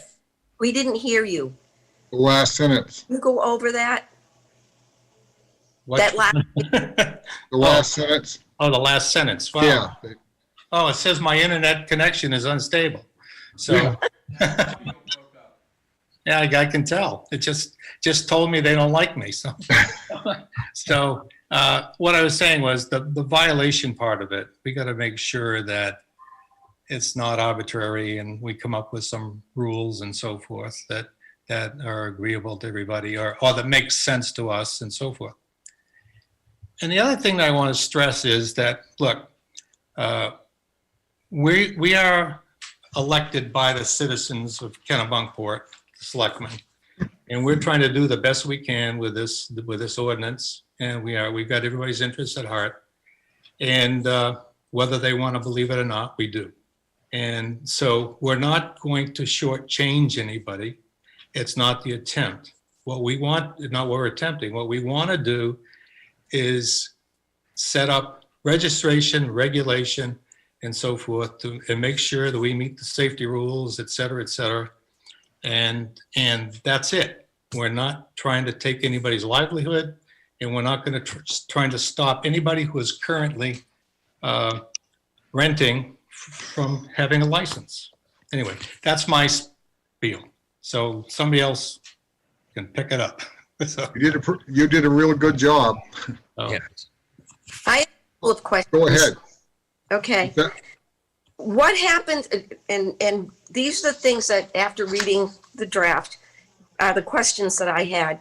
What happens if someone rents out a property, or we find out, or somebody finds out that they're renting a property without a license? What can we do? well, we're going to have something. We got to have something in the ordinance to. Number one, we got to protect. You know, it's not fair to the people who are registered and have licenses to have somebody, out there in business without going through the procedure. So there is, if we find, I believe there's something in that we initially had. I don't know if it's still there. I don't have it right in front of me, but we were talking about if somebody was renting without a license, then there would be a fine. Wouldn't we just treat that as a violation of our land? Violation, yeah. Well, it's not a violation of land use because this is a licensing provision, but yes, Yeah, just like if somebody opened a restaurant without a liquor license, we would take action. And so we would let them know they're in violation, and there may be a fine, and there would be action we'd have to follow up exactly, on. yeah. So should that be in the ordinance? That was my question. I think it was, So I see it. yeah. It doesn't say what will happen if you don't have. No, it doesn't say what will happen. It just says, yeah, It says you can't act without a license. right. That was one question. The whole idea of licensing and how it's carried forward. What if somebody has a license? Obviously, if you have a license, you want to hang on to it, kind of thing. What if somebody has a license and just decides, well, we're not going to rent it this year because we're going to use our property this year? Can they still hold on to that license? What are we going to qualify? how many times they need to rent in order to keep their license. Because what I'm seeing or what I'm thinking is once a property gets their license, you know, it pretty much is going to be forever because they're, you know, why would they give it up? Well, here's the way I think about it, and you can tell me if you think the same way. If somebody gets a license, we're not going to go and check when they're renting and when they're not renting. We're not going to have them give us. I don't think we're going to have them give us a week by week or a month by month thing of what they're renting. Well, that's the only way that you would find out if they're renting or not. So they've got a license. They can use that license how they want to. There'll be an annual fee so that they're going to have to either decide to pay the annual fee or they don't. But somebody has got a short-term rental that we're going to look after them and say, gee, you didn't rent it very much. We're not going to do that. So I would say it just stays in force. So what happens when we get to the capacity? What happens when we get to the capacity, if that should happen, and we have a list of 50 people, 50 more homes that want a license? And they wait. But nobody's going to give up their license. If they move, they are, because we're going to talk about. No, it's going to go to their mother or father-in-law or a sister-in-law or a brother-in-law. No, I think we got to change that. I think it needs to be son, daughter, spouses. I think we can't get into the family tree business. I think you're right, Mike. And I think it's got to be immediate family, son, daughter, mother, husband, wife. And it can't be into the family. Unless they were on the mortgage or the deed together with somebody. Could be, yeah, could be. So anyway, those were my thoughts. The other thing too that I'm thinking about, I haven't talked to anybody about, but I'd like to think about is that if we're talking about registration and so forth, one of the things that I saw in one of the letters that I agree with is that I think we should consider, and that is that when we get to the situation of somebody else registering everybody, that we have that time frame where we register, that we need to, I think, as far as the inspections and so forth, we're going to put out a list of, we already have what is required as far as smoke detectors and carbon monoxide things and so forth. And I think what we need to do is realize that we probably unlikely wouldn't be out to inspect people's property when they make a registration or an application. And what I'm just thinking back what I used to do in the automotive business when we were trying to qualify suppliers and so forth. And that is, we put out a self-certification type of a thing where when they apply for the license, the first people that apply for licenses, that we would give them a check sheet and they would just check off that they've got these, the things that we require, the safety things and everything else like that. And that we'd file that, and then sometime during the next year or so, whatever, we do spot audits. We don't need, I just can't, I have a hard time, personally, about having to go out and have somebody inspect everything before we give them a license. I don't think there's enough time to do it. And I don't think we don't have personnel to do it. So I think that if we can do a self-certification and with spot audits or spot inspections sometime during the year and so forth, in the years, doesn't have to be everybody, it can be just spot. And then if we find that somebody has checked off that they've got all the stuff and they don't, then there's got to be some consequences. And I don't know what those are, but people are basically honest. I like to believe that anyway. So if we're doing a registration, as fees involved and so forth, I think a self-certification initially would be the way to go. That would be a recommendation for consideration. I'm not saying that's what we should do. And then the I other like thing- that idea, Mike. I think that's a very good idea. If they sign it, and we have it drawn up as a legal document, then that would remove some of the liability from us as a municipality. So that was my thinking there. The other thing too was if we do have a cap, if we do determine what the cap, that when we determine what that cap is going to be, whether it's a percentage or whatever, when people apply for licenses, there are going to be a lot of people who, or some people, I wouldn't say a lot of people, who are going to will want the speculative license. In other words, they're not in the business, but they think it may be down the road. And I think what we should set up somehow to protect the current people who are renting is that there needs to be some kind of evidence shown that they have been in the short-term rental business when they file for a license. And I don't know what form that would take, but that's. I do. But so anyway, that's what I would suggest. I've done a lot of thinking about this. I know there's going to be some give and take, and I know there's going to be some people are never going to be happy, but we really need to do something. So if we can be fair about it and reasonable about it, and everybody gets some of what they wanted, then I think we can make it work.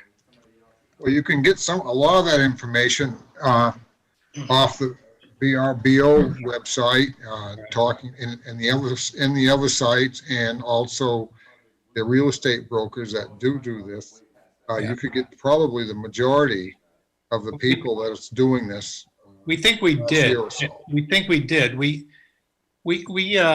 without getting any specific personal information, we did ask the state of Maine for the people and number of people in Kennebunkport who were paying the 9 or 10% use fees, and it got complicated because the realtors file as a group. So we could only come up with an about number, but it's somewhere between 250 and 400. So, and I know that's a big gap, but it's if somebody wants to go and prove that that's not the number, they can have at it, but that's about where it is.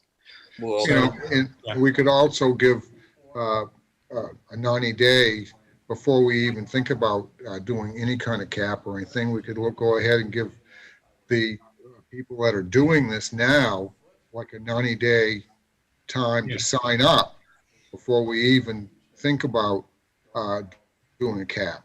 Then we would know approximately where we're at, and they would be able to sign up first. And then if there was any more room to have some extra licenses, then the next people that hasn't done it, that wanted to do it, would be able to get a license if there was enough. But I think that they should have first crack at it. What I would ask for is when people come in to register for their resale certificate, because when I was doing short-term rentals, my wife and I had to apply to the state. And just like when you go into any shop in town, you'll see their little certificate on the wall that says they can collect sales tax. Well, as Mike has already alluded to, they have to pay, I can't remember what it was, but I think it's 9% lodging tax. Yeah. So if they brought that copy in, that's proof positive right there that they're at least registered with the state. I would, if I were solely in charge of this, I would accept that as proof that they were short-term. Yeah, sometime. I don't know what the best thing is, but some kind. And we may have to have a backup for those who are, who use for instance, I see Heather Moats in the audience tonight and Kathy Anazuski, and I know that they handle rentals for other people, and it sounds like they may collect all the fees and pay the taxes. And if they're willing to sign a document saying that they have done that in good faith for their clients, I think we could accept that too. I mean, we know these people, and I trust them. And well, there's also another thing that we haven't talked about, and that is there's a lot of other things. Right, but the booking. Well, this is a process for sure, and we want to get it right. But there's going to be a booking issue. I mean, people are already booking for the next year. So when we go to do this, I think, like if it does go to vote in June and it did pass, I would think that we'd want to make sure that they were able to keep their bookings for that. Absolutely. I would say that this ordinance wouldn't go into effect, the license itself, until 2022. January, a calendar year. Yeah, because we're going to have time to process all of these. But so I have some notes here too, and I really like what Mike said about the process. He spoke about the process of how this will move forward through this board and out eventually to the voters. So I won't so much speak to that, but I would like to see a hard number at the end of this, that we, not a percentage, but that we actually have a number, and that it is set in stone until future boards decide they wish to put it out to the voters again. I think it will accomplish what my thoughts were when I brought this forward to you, Alan, is to put a cap on them. And again, I want to reiterate what Mike says. If you're renting today, I'm not in the business. It's not my desire to put you out of business. When we're all said and done, let's just, for argument's sake, say we come up with, let me back up just a little bit. I'd like to take the number that we get at the end of the process, and let's just say that number was 300. At the end of the process, we have registered 300 people, and I'd like to add 5% to the total number. And at that point, if we had 300, that would give us a number of 315, and that would be our number going forward. Then future boards don't have to every year fight this battle, because there will be people, who will be pro and con coming to the meetings and asking about this, and they're going to look back to us and say, why couldn't they have just set a number? Because that is.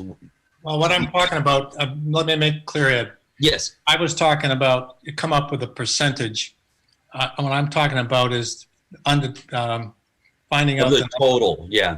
Of the total, and then you come up with a hard number. Okay. And then what would happen is, as the town grows, if you've got, you've added 15, 20 more houses, you can decide, the next board can decide whether or not they're going to increase it by a couple or something, whatever. I mean, that's one way. I would like to keep the number the same, but if you can do that, but whoops, where'd he go? You lost him. We lost him. All I was saying was, if we come up with a percentage of the houses in town, it's a hard number, whatever it is. It may be more than we're currently renting. I don't know. But we got to work that out. So Werner, you hear me? You're muted. Yes. So we've talked residential units, and you thought it was around 2,700, but you thought that you could get a better handle on that, or is that the number? Yeah, no. So we spent some time, looking, at what we have for data. Becky Nolette spent a fair amount of time going through, the assessing data, pulling out and, figuring how best we could come up with, what the actual number of dwelling units are in town. And so where we're at is that, we're estimating that we're at around 3,000 dwelling units in town. And so just so you know, some of the things that, that we took out of that calculated number, places like Resort at Goose Rocks, for example, that is, even though those show up as condo units, in our data, they're from a use perspective, it's a hotel.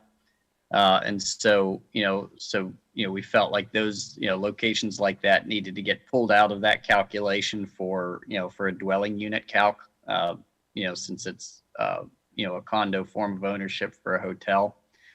As well as, we found that in some cases where, whenever you looked at that 2,700 number of, properties that previously might have been counted as one, in some cases have multiple houses on the lot. And so, this analysis, let us count those additional homes that were on the lot. So we've got a report that's set up now in the assessing system that lets us, easily run a report, on whenever we want to tell us what we have for dwelling units in town. And like I said, it's around 3,000. Thank you. Ed, we lost you for a few minutes. I crashed again. I don't know. It seems to be every hour on the hour, but let's hope it lasts a little bit longer. If not, I'll have to go to my backup PC. So you had some more to say, right? I have a lot to say, but I think Mike has said a lot of the things that I have said. Again, I want to make sure that the people who are currently doing short-term rental are able to continue, and that they are the ones that we prioritize in this system. And after we reach a date, say January 1st, 2022, at that point, that's all we're going to take, and then everybody else will have to go on a waiting list. Okay, so I think it doesn't necessarily have to be the January 1st, but we're going to have like an open enrollment for, Right. With a start. I think we all agree on that. Yeah. So what Sheila? happens to the people who go for a license and don't rent out their homes for 2 or 3 or 4 years, or they're just going to hold on to it just in case they want to do it? No, we said that if they can't demonstrate that they're already in the business, they won't get a license. Yeah. Okay, but then there'll be open enrollment, where I'm assuming there'll be some open enrollment. And so somebody can go in and get a license. Only once will there be open enrollment. Well, my point is, anybody can go in and want to get a license, if whatever's left over. And that doesn't necessarily mean that they have to rent. But they will have to pay the fee. Correct. And these licenses are not to be transferable, except, and I'm not really in love with this, but I don't want to see people lose their family beach home. No. That as long as we can come up with a way where we make sure that it's in their family, and it's not some deal where they say, well, this guy's my second cousin and I'm selling him the property.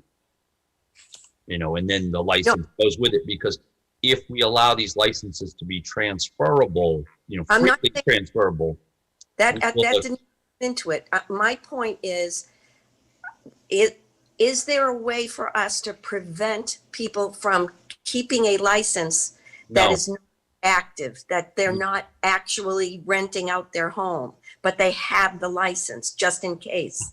We can't make them rent. If they've proven that they're in the rental business and they have been in the business and they've got a license, and Okay. give them a license, we can't tell them they got to rent. I mean, they're going to pay the fee, and that it would be to their benefit to rent. So, And I would It's sort of like a lobster license.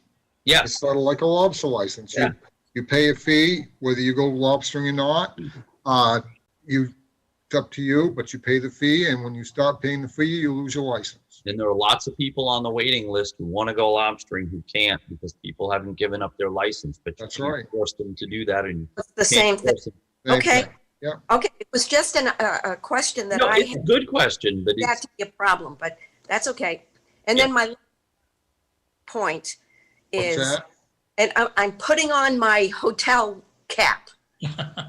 And, this past COVID situation, we as a hotel were restricted from renting to people from certain states unless they qualified, unless they came and spent $350 to come to Kennebunkport, but quarantined for the whole time.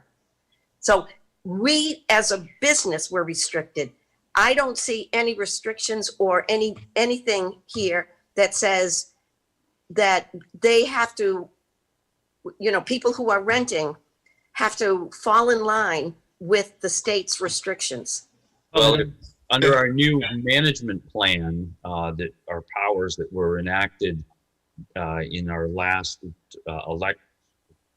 last election cycle, we have the authority to make emergency powers, and if we license these short-term rentals, then we have the authority to either temporarily suspend their licenses in an emergency, and let's hope we don't have any more emergencies like this one, or force them to comply.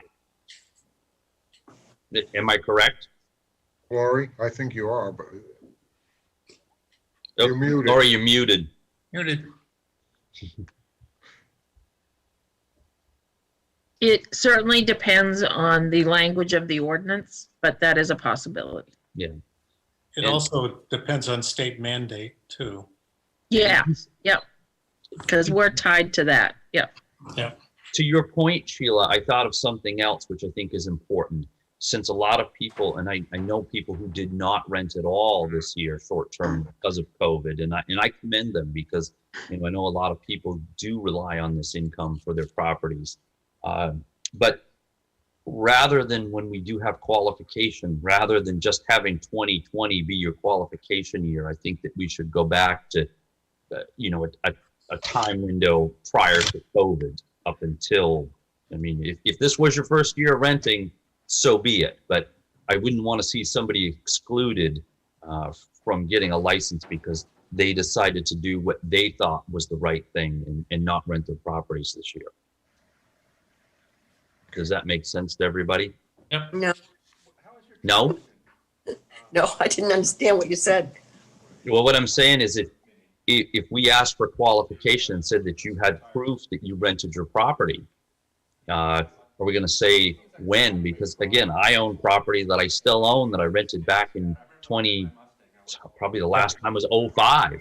I could dig out my resale certificate, but I'm not in the short-term rental business anymore, and I shouldn't really be put on the list. We suggested 1 or 2 years. Yes. Thank you, Mike. So, Pat, do you Yeah. have anything to add? No, I don't have anything to add. I don't have any problem with where we're going with the questions and the give and the take, because it all makes sense. If you're going to have an ordinance, you've got to have one that works. Yep. So I don't have any questions. I don't have any houses to rent, but it's fine with me. I think it's something ultimately we'll be able to live with. Well, I think we're kind of all on the same page, it sounds like, doesn't it? We're moving in a direction, and I think the direction is positive. Yeah. We've heard a lot of feedback from people, and I'm sure we'll hear more tonight. And I know, speaking personally, I have learned a lot from the letters that I've read and the input that's been made at our meetings, and brought up questions that I didn't really think a lot about, or I wasn't aware of. And I'm sure the rest of you feel the same way. Yeah. Laurie, are you available? I just see your name on the screen. There I you am. are. So I just want to see if you had anything you'd like to add to this. I'm going to move it on to the public. No, we've gotten some more public feedback since the last meeting, and I've forwarded you all those emails or letters. I forwarded you a synopsis of my conversation with Bill Starr and some of his points. And so I've provided you all that, and I know you've all looked at it carefully and asked questions about it. So Okay. Thank you. I'm gonna go ahead and ask if there's any hands in the public that Bill would like Starr to has go his ahead. hand up. And before we move along, I'd like to say that we should stick it around like the last time, 5 minutes. Give you 5 minutes and we won't interrupt you and we'll go from there. Who has a hand up? First I have Bill Starr, Okay, how many are in the audience? 39, and 3 have their hands up at this time. Okay, Bill, Bill? you're able to speak.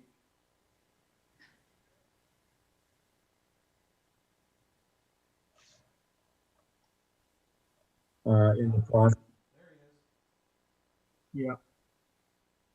Is that any better? Yes. Okay, great.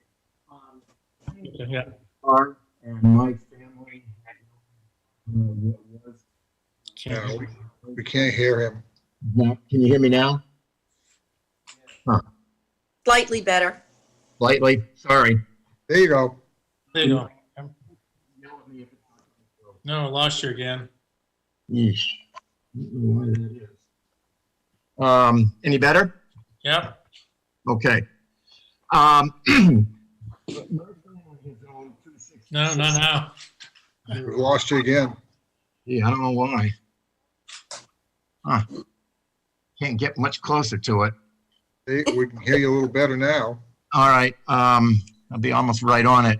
So my family has owned 266 Kings Highway. I guess it's now 968 Kings Highway and 5C Lane for almost 60 years. And we have been in the rental business since that time. So that's my background. As I read the draft, I see that the purpose of this We can't hear you.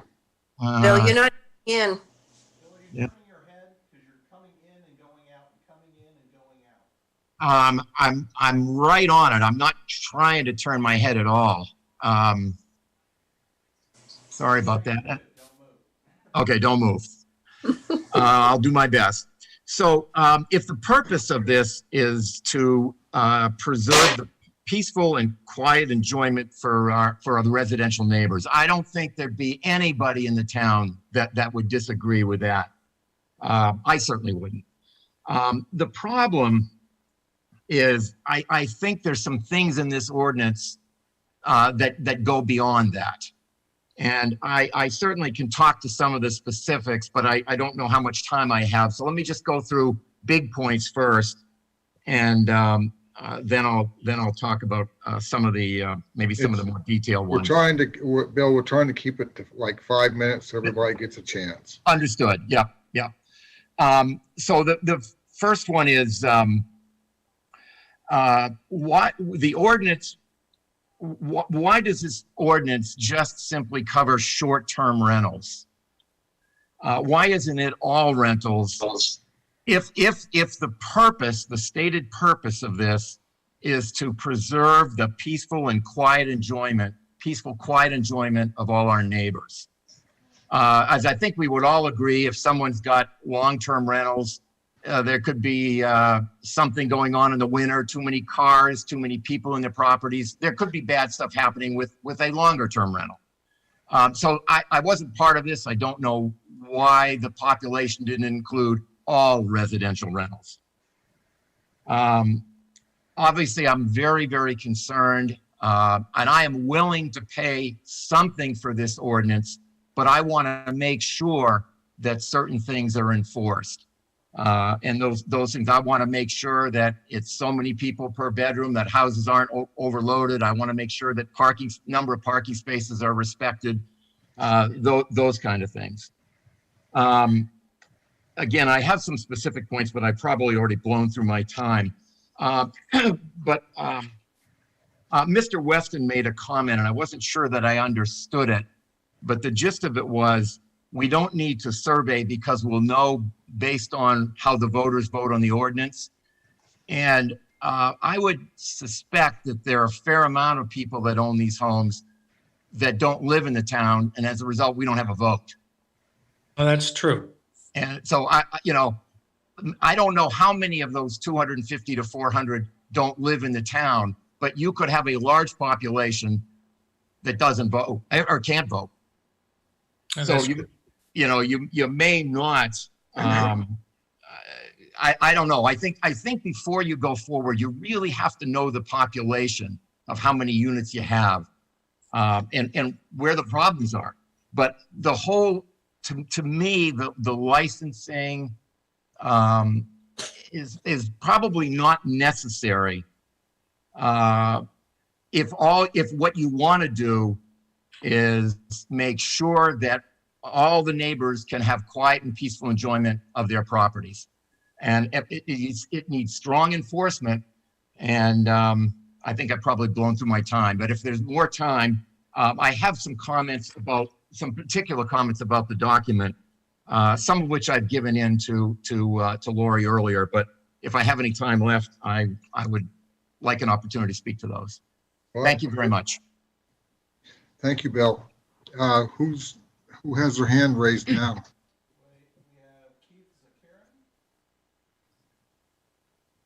Okay, Very good. Can you hear me? Yep. yes. All right. Thanks, everybody. Appreciate all the thoughtful comments. I commend the board on starting it by sharing your comments. Part of the problem is that it's hard to do this as a question and answer, and the dialogue has to have the meetings in between. So I really appreciate it, and it helps. A couple of days ago, I sent through Lori a pretty detailed letter with some views on it. I'm not going to repeat those points. I know you've got it, and at your leisure, you might consider some of the things that are in there. There's also, you should look at it, a Facebook page called Save Kennebunkport Short-Term Rentals, which has a lot of commentary, which is a lot of it's very thoughtful. I have one general point, and Mike, I particularly appreciate your thoughtful approach to this, and Ed, I agree. The problem with drafting something like this is the idea that you have to know everything before you can do anything, and that's just not possible. We realize that something is going to get done, there's going to be an ordinance, and the question is, what ought to be in it, and how do you operationalize it? How does it make sense? How do you make it fair? How do you make it work? And that's what you're struggling with. And I think there's three things to consider on that. First, I recognize you have unanimity that you don't want to divest anybody who's now doing it. So that's kind of principle number one. And the idea that you can look back a couple of years and demonstrate that you've been doing it and get first crack at the registrations is really smart. All of us who are doing it, we're doing it through Turnkey. We can demonstrate that we've been doing it. It's not complicated. And that way you get the grandfathering set up, and that's fair. The second part is that if you create a cap in advance, you create a sort of anticipated scarcity, and there'll be a gold rush on these things. Sheila had some concerns kind of at the other end of it, and you don't want to create those incentives for people to register just to make sure they've got a registration when there's no present intent to do it. That creates the other problem. So sort of the middle thing is, I took your point on wanting to set a hard limit now, and you expressed it, I think, I could be wrong, as a number, and I think Mike expressed it as a percentage, or vice versa. But the problem with both approaches is that if you don't know what the number of folks that are really doing it and need to be able to do it, if you set the number now before we know how many folks are doing it, then it's going to be by definition arbitrary, and it might be too low and it might be too high. I'm sorry, Keith. I think that either you misunderstood me or I misspoke. I wanted to set the 5% overage after we had completed the open enrollment, if you want to call it that, so that we would not exclude anybody. But I don't want to interrupt you because this is your time. Ed, what you're saying makes sense, and I did misunderstand you. You did say that the first time. Once you've got, if you create a little bit more incentive to hit an anticipated cap, but you can't just do nothing. You've got to do something to gain these goals. So I think to avoid that problem is, whether you set it as a 15%, it's critical in the first year or so we find out who of us are doing it, how many are doing it. And I would suggest to you that you decide then when to set the cap once you've got the data. I recognize there's some resistance to that on the board, because you want to do something now. But I think No, there's no resistance. I think that we're all thinking the same way on this board, that we want to go ahead and get everybody that wants to be signed up, that's done this in the past first, and then during that time frame, and then set the cap after that. Okay, then I'm on board with you on that. I misheard that. I thought there was a proposal to set it now, but if you're setting it then once you've got the data, that's smart policy, because then you've got real numbers. You'll know what the story is, and that makes a lot of sense. Final point here, and then I'll get off the soapbox. The other thing that causes the gold rush is the transferability issue. I realize that you don't want these things sold and promiscuously transferred. That makes a lot of sense. But you also don't want to have people anticipating that it can't be transferred and registering for no good reason. I don't know if that's going to be a material number. So this may be sort of a hobgoblin that doesn't count much, but you may want to take that into consideration. And then the final point, and all the rest of my comments are in the letter. There was a question raised about what happens with, God forbid, future emergencies or whatnot. The governor's decrees have covered that pretty well. When the shutdowns happened and Governor Mills issued the order, we didn't rent for about 6 months. We obeyed it. We didn't need a special town rule to do it. We just took it off the market, and that was that. And I imagine most folks did precisely the same thing. Anyway, thanks for the time and the careful consideration. I do appreciate it. Keith, before you go, I just want to let you know that I appreciated your letter and that I read it, I marked it up, and I agree with a number of the points that you made. I didn't agree with all of them, but I respect what you said, and I agreed with some of them. And I appreciate the letter. Thank you, Mike. I really appreciate it. I heard you use the word registration, so I had a funny feeling you'd read it. I did. Who's up next? That's it. Grambling's the guy on the Facebook page. Can you hear me? Yes, sir. Terrific. Thank you for the opportunity to comment. And again, I appreciate all of the thoughtful back and forth. Mike, I've shared my comments with you personally in the past. I appreciate your consideration of those, and I see the reflection. Go Jackets. Yeah, that's right. So I know that there's been a lot of consideration and will still be some compromise to come. I've seen Keith's letter. I just want to affirm my agreement with that and the points that he makes. Mike, you made the point earlier that an inspection may be undue, and I agree with that. I think an attestation that you've met these standards and will adhere to these standards is a reasonable thing to ask of a short-term renter, especially since I meet these standards as part of, buying a house and occupying a house. Sure. There's no reason that I won't continue to meet those just because I occasionally rent the home. For those who don't know me, I live here in the community. I live right over here at Mother's Beach in Kennebunk, and I also have a second property, a rental property at 169 Wilds District. I'd say my biggest concern relative to the draft I see in front of me is the cap. You've addressed some of these issues tonight. To me, a cap suggests that there is some fixed number or percentage of STRs that's the right number to have, and that a number exceeding that cap is somehow undesirable. I'm just not sure that that's the case. I don't see an STR necessarily as deleterious to the community as perhaps some people do. I know there are a lot of people who own property in our towns that aren't in those properties right now. They're down in Florida, they're in Georgia and enjoying the sunshine, and are only here 2 weeks out of the year, 3 months out of the year. But we don't necessarily say that that's deleterious to the makeup of our community, nor do we impose any limits on how many homes they can buy or what they can do with their homes. But we are targeting short-term rentals in a way that says only a specific number of you or only a percentage of our townspeople, you know, can be engaged in this practice. And I'm not sure I'm not sure what the basis is for that or if that's equitable. Alex, Go ahead. I think part of the problem is turnover. Longer people that come up here for 2, 3, 4 months, there's not a lot of turnover. And one of the problems here is with short-term rentals is turnover. And you can have another minute back. I didn't mean to take your time. Sure.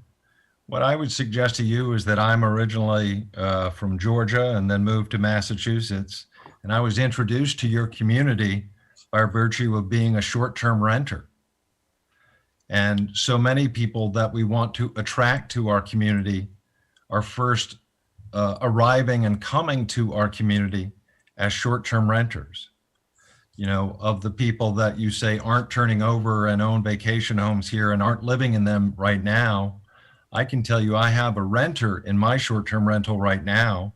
And you know what that person is doing tonight? They're buying dinner at Batson Creek. They're spending money in our community. They're going to go to, they're going to go to, my rental is in Cape Porpoise. Yeah, that's where I live. And they're going to be in Bradbury Brothers Market tomorrow buying their supplies for the rest of their stay. There's still going to be, if there's a short-term rental ordinance, they'll still be there. Well, what I worry about is that if you cap the licenses, and again, as many others have said, that you create, an artificial limit on STRs and create a situation of scarcity. I will say that the opportunity to generate rental income, is a determinant in countless home sales in our community. For me, there's the problem right there, Alex. There's the problem. That's where this starts. I grew up in this town, and excuse me if I get a little testy tonight. I knew everybody on my street. If something happened, you went down, you saw the neighbor. If there was an emergency, your parents took you down the street to somebody. Today, we have short-term rentals all over the town. We're trying to be equitable, but I refuse, or I will resign my seat before I let this town be completely taken over by people who want to monetize their homes. And that is why I brought this forward. And I don't know. Some people seem to understand it. Some people don't. I think we're trying to deal with a situation. And, I think we've been more than equitable. This board could have simply said, or any 5 members of the Board of Selectmen could have said, no more short-term rentals and put it to the voters. And that may have been the end of it. But I think we have tried and are trying very hard to realize that we have short-term rentals in our community and protect those people who are doing it. But to say that we should set the limit at infinity, I don't believe that. Well, I'm suggesting that, you're suggesting that there's exponential growth in this short-term. I'm not suggesting, I'm saying there is. So we're burning up his 5 minutes. So Alex, give him his time you back. You can go ahead and talk a couple more minutes. I'm sorry about that. But I appreciate it. The point that I will make is that the ability to buy a home in this community and be able to pay the mortgage in part based on rental income was a determinant in me moving to this community. If I did not have that opportunity, I would not live here today and be contributing to this community as I do. But you live in Kennebunk. But I contribute a great deal to the Kennebunks and this community. Nobody's disagreeing.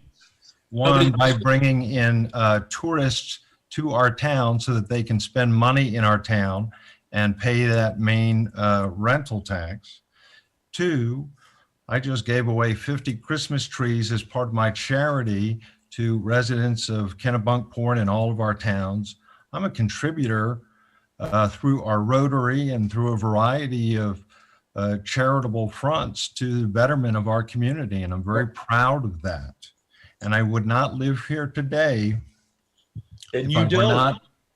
if I were not originally introduced to the Kennebunks through the opportunity to have a short-term rental in Kennebunkport. You make it sound as though that we're trying to do away with the short-term rentals, and we're actually trying to make it work for everybody. And we're not trying to do away with anybody's short-term rentals whatsoever. We're trying to get some small amount of regulation so we know who they are, or is it safe? Are they doing the right thing? That's all we want to know. So I agree with that, Alan, and I've shared my comments with your board and suggested that I'm in alignment with that.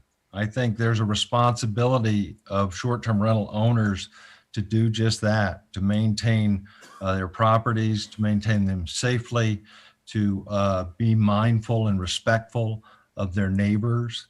And that's what I do as a short-term rental owner, and I suspect my colleagues in the short-term rental owner community do the same. I think the limit, again, is on the cap, and that's concerning to me. And especially, you know, if you say as a home seller, I can't promise you to, you know, to the next buyer that you'll be able to, you know, rent your home. I can't say that to you. Well, you've gone about 10 minutes. I know we've took up 2 or 3 of your minutes, but I also happen to almost agree with everything that Ed had said earlier. We're concerned for the town, and we want to do the right thing, and we want to be fair. But thank you very much, Alex. I really appreciate your input.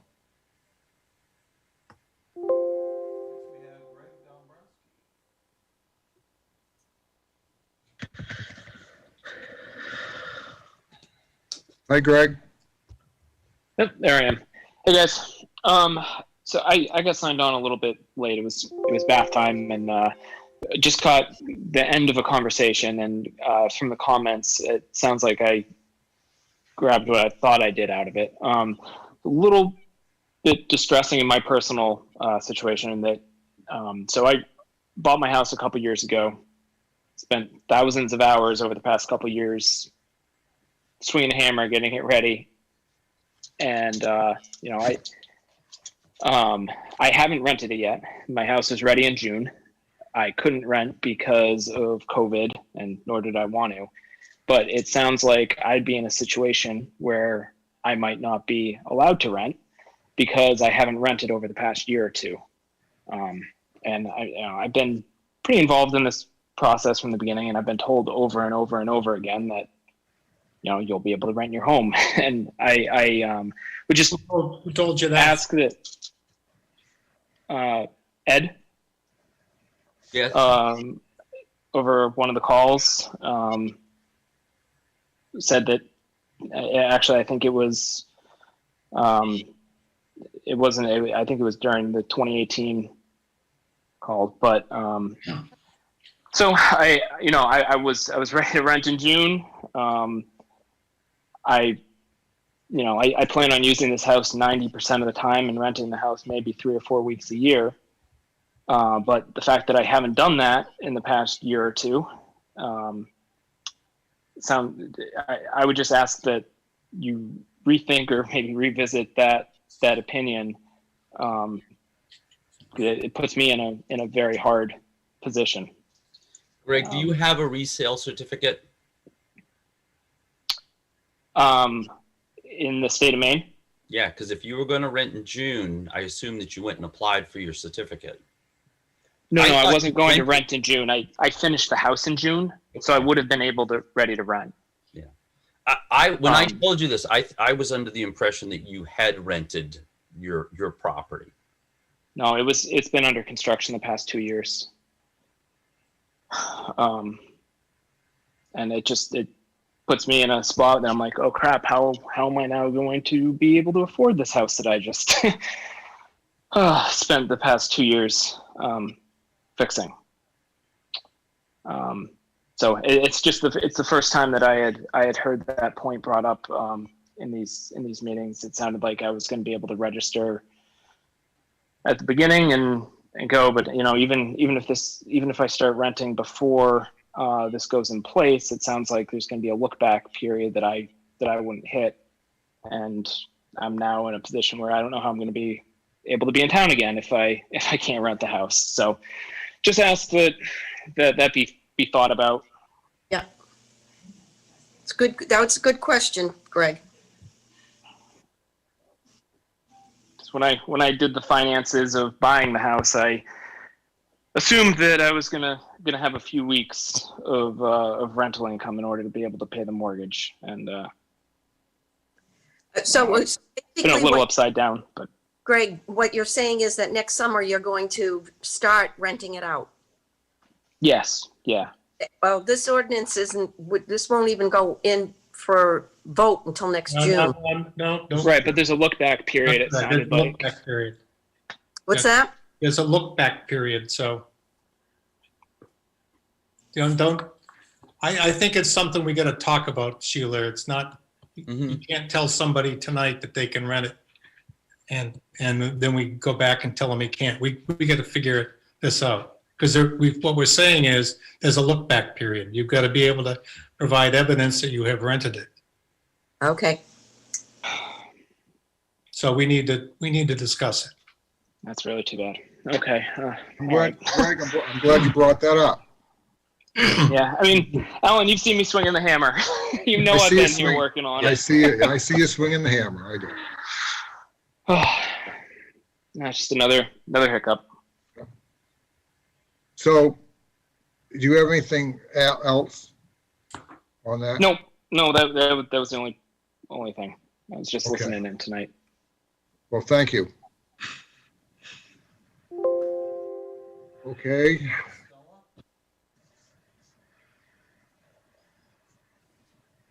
Okay, hi. Okay, I just had a couple of questions from what things were said tonight. You were starting to talk about transferability and limiting it to the immediate family tree. Now I know we, and I know other people on the beach who have been coming and who have no children and therefore would like to leave, for instance, to their nieces and nephews. Or I know people who's have outlived their children and would like to leave it to the grandchildren. So I think limiting it to a son or daughter or something like that is really a little drastic. And I was wondering, I don't know, is there anything in the ordinance about a look back period? I know it's something that's been talked about, but I don't recall reading anything that says what factors will be looked at in the ordinance. I mean, when the decision is made, about whether to grant a license or not, or who gets in line. And finally, I was wondering about these. I mean, it's probably my ignorance, but what about these use fees? I keep on reading because I didn't know there were any use fees. You said that Kathy Anashewski, somebody had spoken to Kathy, and Lord knows she rented our house for a number of years.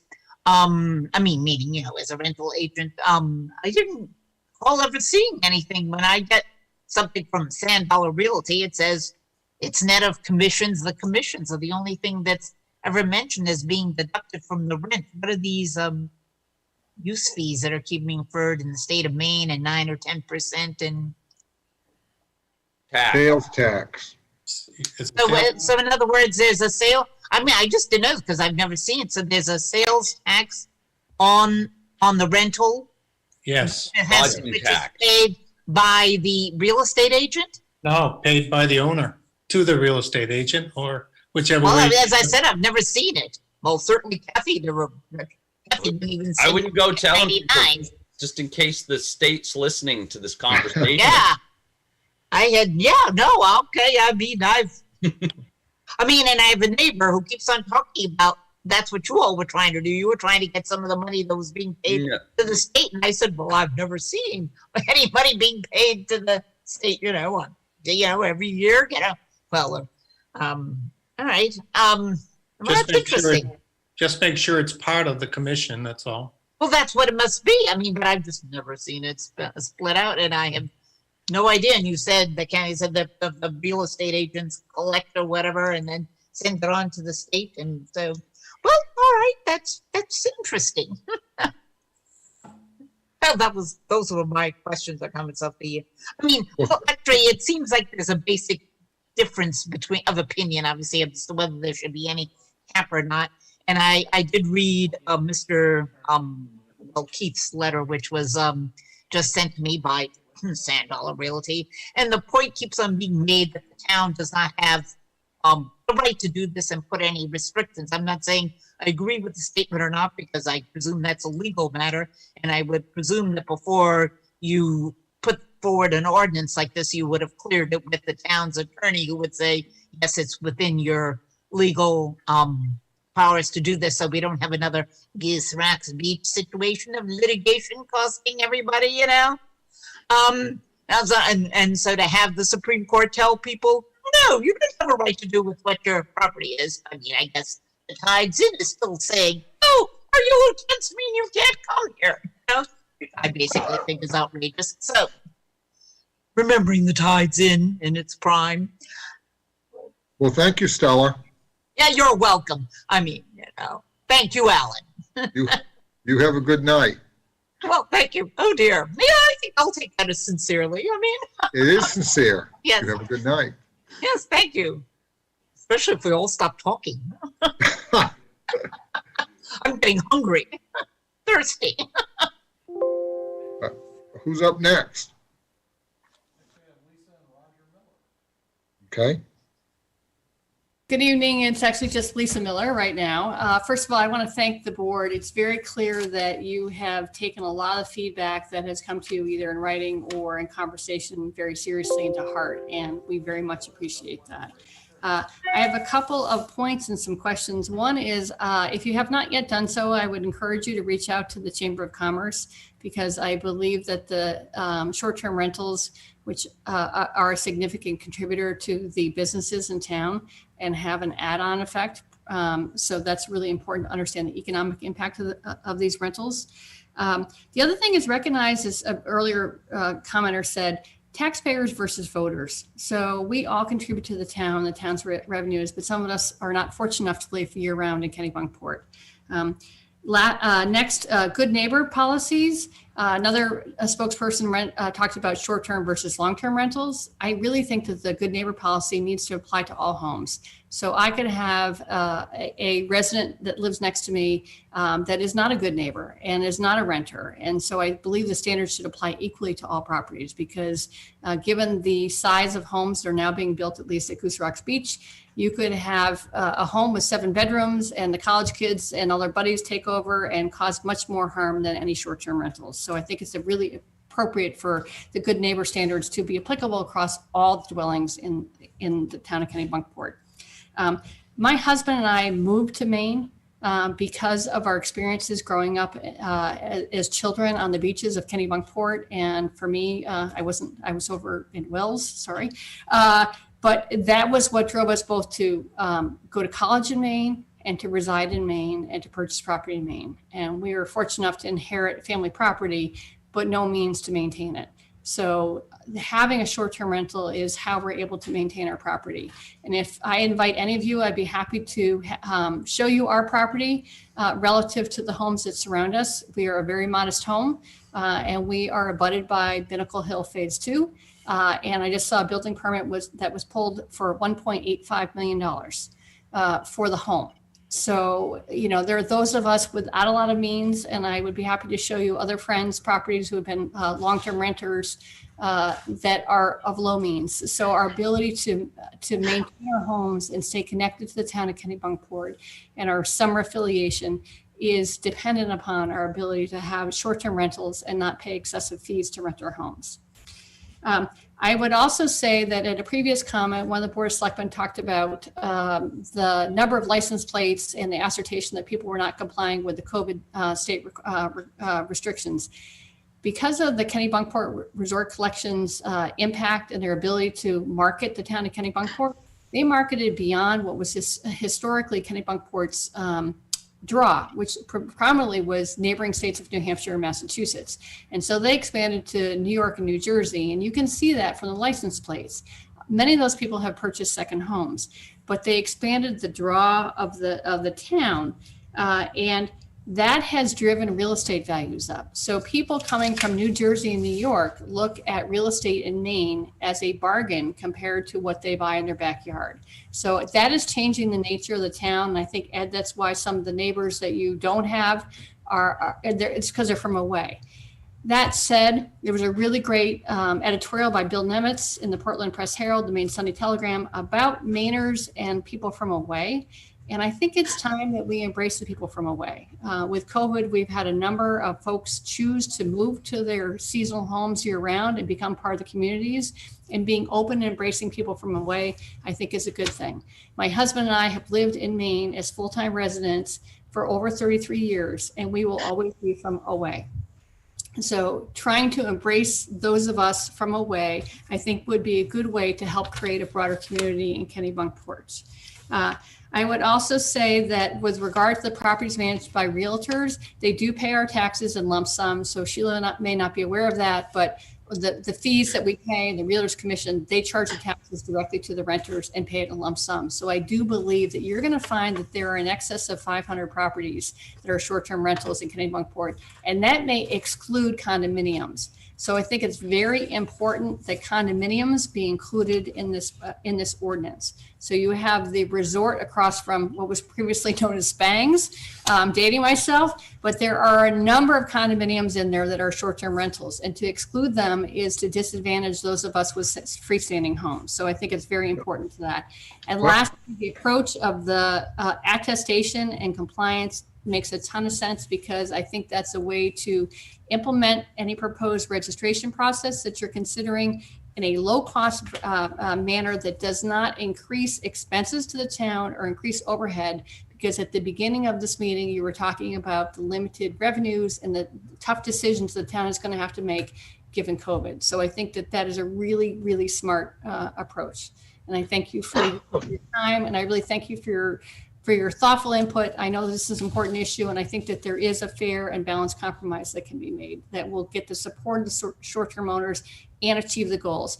My last point is I would ask the Board of Selectmen to clarify for all of us, what are the 3 primary concerns that you wish the ordinance to address?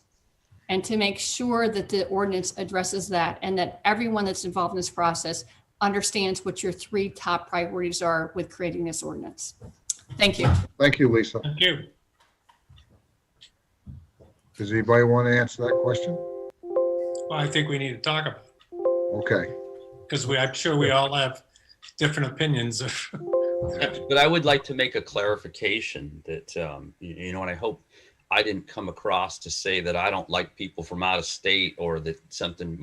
2 of my best friends, one's from Mississippi and the other is from outside of Philadelphia. The difference is they live here year round. And it's not that I don't like people that come here. We need tourism. But we can't allow one segment of our town to take over the other. And short-term rentals will do that eventually if we do not take action now. Trust me, the people who live in this town year round in 20 years are gonna thank this board for doing something. And again, we're not out to shut anybody who's doing it down, but I don't want to wake up one day and find that 50% of the town is short-term rentals. And we're not against, I feel as though some of you people think we're against short-term rentals, and we're not against short-term rentals, but we don't want to be saturated with short-term rentals. That's one of my biggest concerns. We don't want to see the neighborhoods change, that you don't have a neighbor to your left or a neighbor to your right. We have a short-term rental. And I've been seeing this. I've been here most of my life. I'm almost 70 years old. And from what I've seen in the last 60 years, it's really, and especially, growing up as a kid, we did have some, and they were in Goose Rocks Beach. But now it's kind of, taken over. It's got these tentacles, and it's gone through the whole town. And we just don't want to, or I don't want to see a monthly place to live, and everybody picks their toys up and goes home every week on the week. I just don't want to see that happen. I want to be able to see kids running around. I want to see our schools vibrant. I want to see the shops vibrant. I want to see a good mix of businesses, homes, and everything else that makes a good community. You know, I'm just concerned that if we get too many short-term rentals, we won't even have any neighbors that we know. But I am not against short-term rentals. I just don't want to see too much of I don't want to see a diminishing return to this town. That's how. Yeah, Alan, I got to leave for about 2 minutes. I'm running out of power. I got to go get my electric plug. And one thing I'd just like to clarify to people, because I've heard it from several people, both in letters and here at our meetings, is that, you know, they pay taxes to the town and they do feel somewhat diminished as owners of property in Kennebunkport. But it is not a Kennebunkport ordinance that does not allow them to vote here. That is a state law made in Augusta. So that, you know, we are not trying to disenfranchise anybody by not allowing them to have a vote on election day. Well, I have a lot of friends that live here for a week or two a year and come back and they do rent. And I have no problem with short-term renters. I really don't. And I just would like to have a cap on it because, like I said, you know, a few years ago, there was 50 to 100. Now, this lady just said it's upwards to 400. Well, we don't know how many, but we just don't want to be oversaturated with one type, and it's a business, with one type of business in town. Because it takes away, if you get too many of one thing, all of a sudden, people start cutting their rates and everything else because they can't get enough renters to come in. And all of a sudden it creates a competition and nobody wins. So you have somebody who's still out in the audience wanting to speak. Oh. Kathy. Yes, can you hear me? Yes. Okay, hi. Thank you so much. And I appreciate having the opportunity to speak tonight. And I thank you all for all of your hard work. First of all, I wanted to address Sheila's comment about the taxes that we say, the lodging tax, the 9% that we pay to the state of Maine. Okay, I did not make a comment about lodging taxes. What, hon? Go ahead, Kathy. Okay, hon. What we do is us realtors collect the lodging tax on behalf of the owners from the tenants. And we collect, and then once a month, we send the money to Augusta. So every single house that we rent and take care of, lodging taxes are paid. The owner may not know it because we collect it for them and take care of it for their behalf. So they, you know, people may not know it, but we do collect it.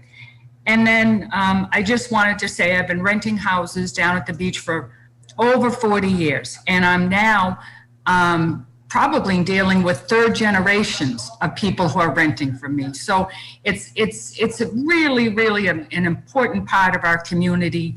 And, you know, folks have special memories and they come back and they give to the town. So it's, you know, we have a long, long history of rentals down at the beach. I think it's important that we have up-to-date data, to know just how many houses are being rented in town so that we can make informed decisions about where we go from here and what we do. But I think that this is a great dialogue and we, you know, get together and we'll see where it goes. In any way that I can help or the other realtors at the beach, we'd be more than happy to do anything to give you numbers, you know, give you any kind of data or information that you need. Thank you. Thank you, Kathy. Thank you. Thank you. Any more hands? Hayward.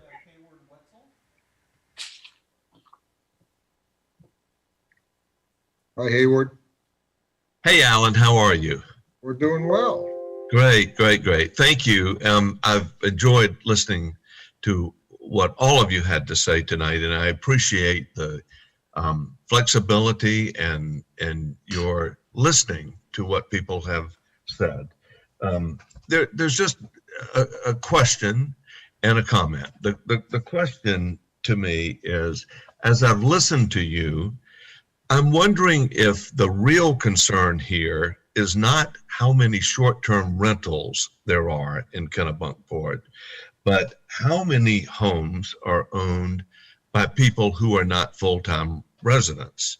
That the concern about the character of the town and the fact that the lights are off in the winter, is that really an issue about short-term rentals, or is that just an issue about how many people own homes who don't live there full-time?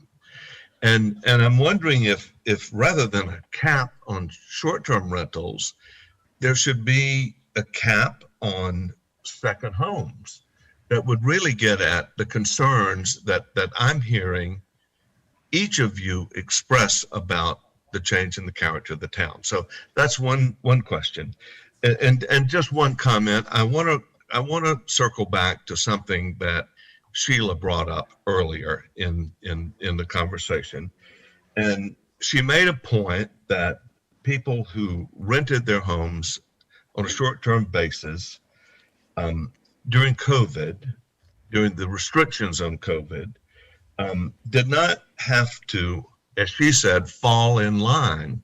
And I just want to point out that that is not, excuse me, Sheila, please let me finish. Yeah. That is not the case.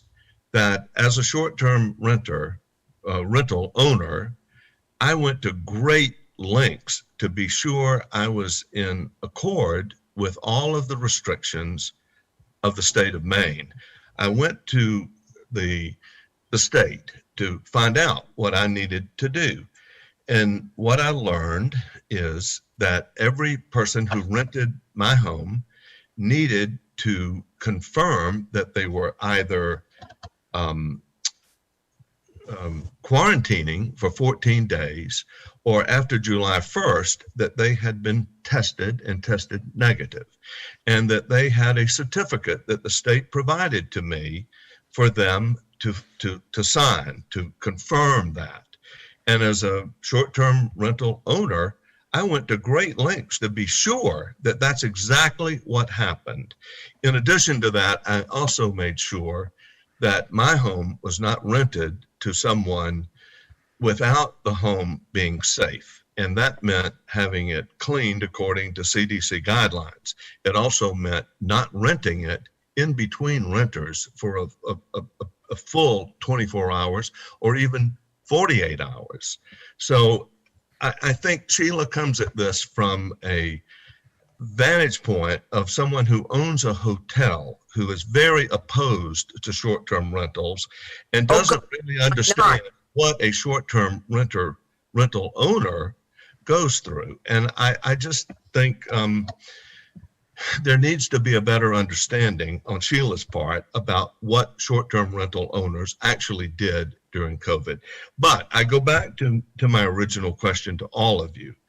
Is the real concern how many short-term rentals there are? Or is the real concern how many people don't live in Kennebunkport year-round? I can tell you how I feel about it. I feel about that we're concerned, or I'm concerned about the short-term rentals and how many we have in town and how we're going to be able to regulate them. They need to be regulated. I'm not really concerned about people that are buying a home and they come and it's a second or third home, but I am concerned about it's a business. So, and you probably think I'm picking on the short-term rental companies, but I'm not. It's like I want to be able to have short-term rentals. I just don't want to have 1,000 of them in a town that has, Warner says we have 3,000 homes in this town. And I just don't want to see it keep expanding, because once you do lose your homes, it does drive the price of the properties up. There's no question about it. And I just want to see a community. I don't want to see a whole 1,000 or better, you never know, short-term rental properties in town. I want to see us have a community. And it does include, by the way, short-term rentals. And Alan, I appreciate that, and I understand that. And I would just say to you that a lot of the short-term rentals in town are owned by people who feel exactly the same way you do, and that what's important is to preserve the character of this town. Nobody's trying to diminish that, but the reality is that there are, I think according to Warner, and Warner, you can correct me, I think there are about 40% of the homes in Kennebunkport, of the properties, are owned by someone who is not a full-time resident. And that's just the nature of our town. It is different from Portland or South Portland or San Diego or wherever. It's just been part of the character of this town for decades, for many decades. No, it hasn't. Excuse me? I said no, it hasn't.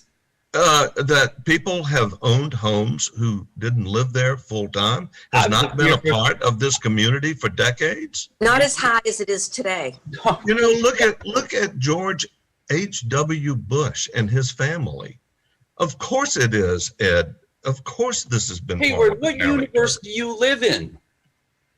I'm sorry? I said, I don't know. I've heard a lot of things in this, and most of them constructive. You're just either ignorant to the facts here, or you're trying to bait us. And Well, I'm not trying to bait you, Ed. No, my understanding, and please correct me if I am incorrect, we can't, is we that can't be the arguing. number of homes in Kennebunkport that have been owned by people who do not live there full time has been a very large percentage of the homes for decades. No, it has not. Well, could you move please this along. provide me with some data, Ed, about that? You're making assumptions here. You provide me with data. I've lived here for 50 years. I knew everybody on this street. I knew everybody on Pier Road. I knew everybody on Langsford Road. Well, I knew let everybody on Road Road. me refer let me refer this to Warner. How many homes in Kennebunkport have been owned by people who are not full-time residents over the course of the last 50 years? He can't answer that. He doesn't have that you can talk. Hayward, you're turning things off here. You're losing your case. And I've listened and I've listened. Mike, I'm You're just losing asking a question that I would like you to think I know, about. but we've given everybody, Hayward, we've given everybody 5 minutes, and it's unfair for everybody else that you're getting 10 and 12 minutes. I'm sorry, we're going to have to go on, move along, let them move along to the next person. But I Alan, appreciate what you're saying. I would like to make a comment. Hayward, I am not against short-term rentals. I never have been. That is not what I have been about. My problem is I live in a residential neighborhood. I work in a business where we have transients all the time. I come home, my home is in a residential area, and my problem is that the house next door rents out. To me, if you're renting out your home, you are doing business. Residential neighborhoods are not supposed to be allowed to do business. That's my problem.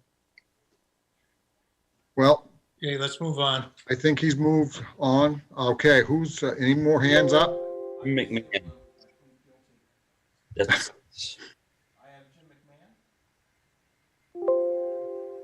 Hello, can you hear us?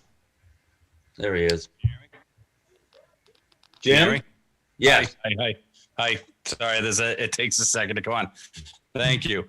I want to say one thing about the transferability to keep in mind. I think transferability should apply to all family, including a family trust. I don't think it's fair to define a family as an immediate family because a family unit can be whatever that family decides. So take that into consideration. Extended family can endow property or anything else to somebody else. I think you just take that into consideration. For all the folks that are on here, I encourage anybody that's considering a short-term rental to call the state to ask about the short-term rental process, like Greg D was mentioning. You should be able to apply for a short-term rental or discuss it with them. And what's going to happen is you're going to state what months that you're going to be in business. And all they're going to ask you to do is you're going to just have to file. You can file 0 or you can file $1 million. You just have to file. So if Greg's still on the phone or if there are other people that are thinking about part of the short-term rental registration, I encourage you to call the state now to ask them about that, because there's nothing stopping you from actually doing that. And it goes right into what Sheila and Mike and Ed were saying. I can have a lobster license. I do absolutely nothing with it, but at least I have it on file. So I encourage you to do that. The last thing I wanted to say is I think the board needs to do a better job to justify their limitations of short-term rental as a means of restricting change to the character of the town. Short-term rental is not the only issue. Just like Lisa referenced, there's other things that are going on in the town that are changing the is changing the character of the town. It makes sense to validate your opinions of change in the character of the town to justify an ordinance or short-term rental. It makes sense to formalize your justifications for this short-term rental ordinance proposal. At the end of the day, people's feelings or opinions or assumptions should not infringe on our rights as property owners. So the last thing I want to say too is, Sheila, you're right.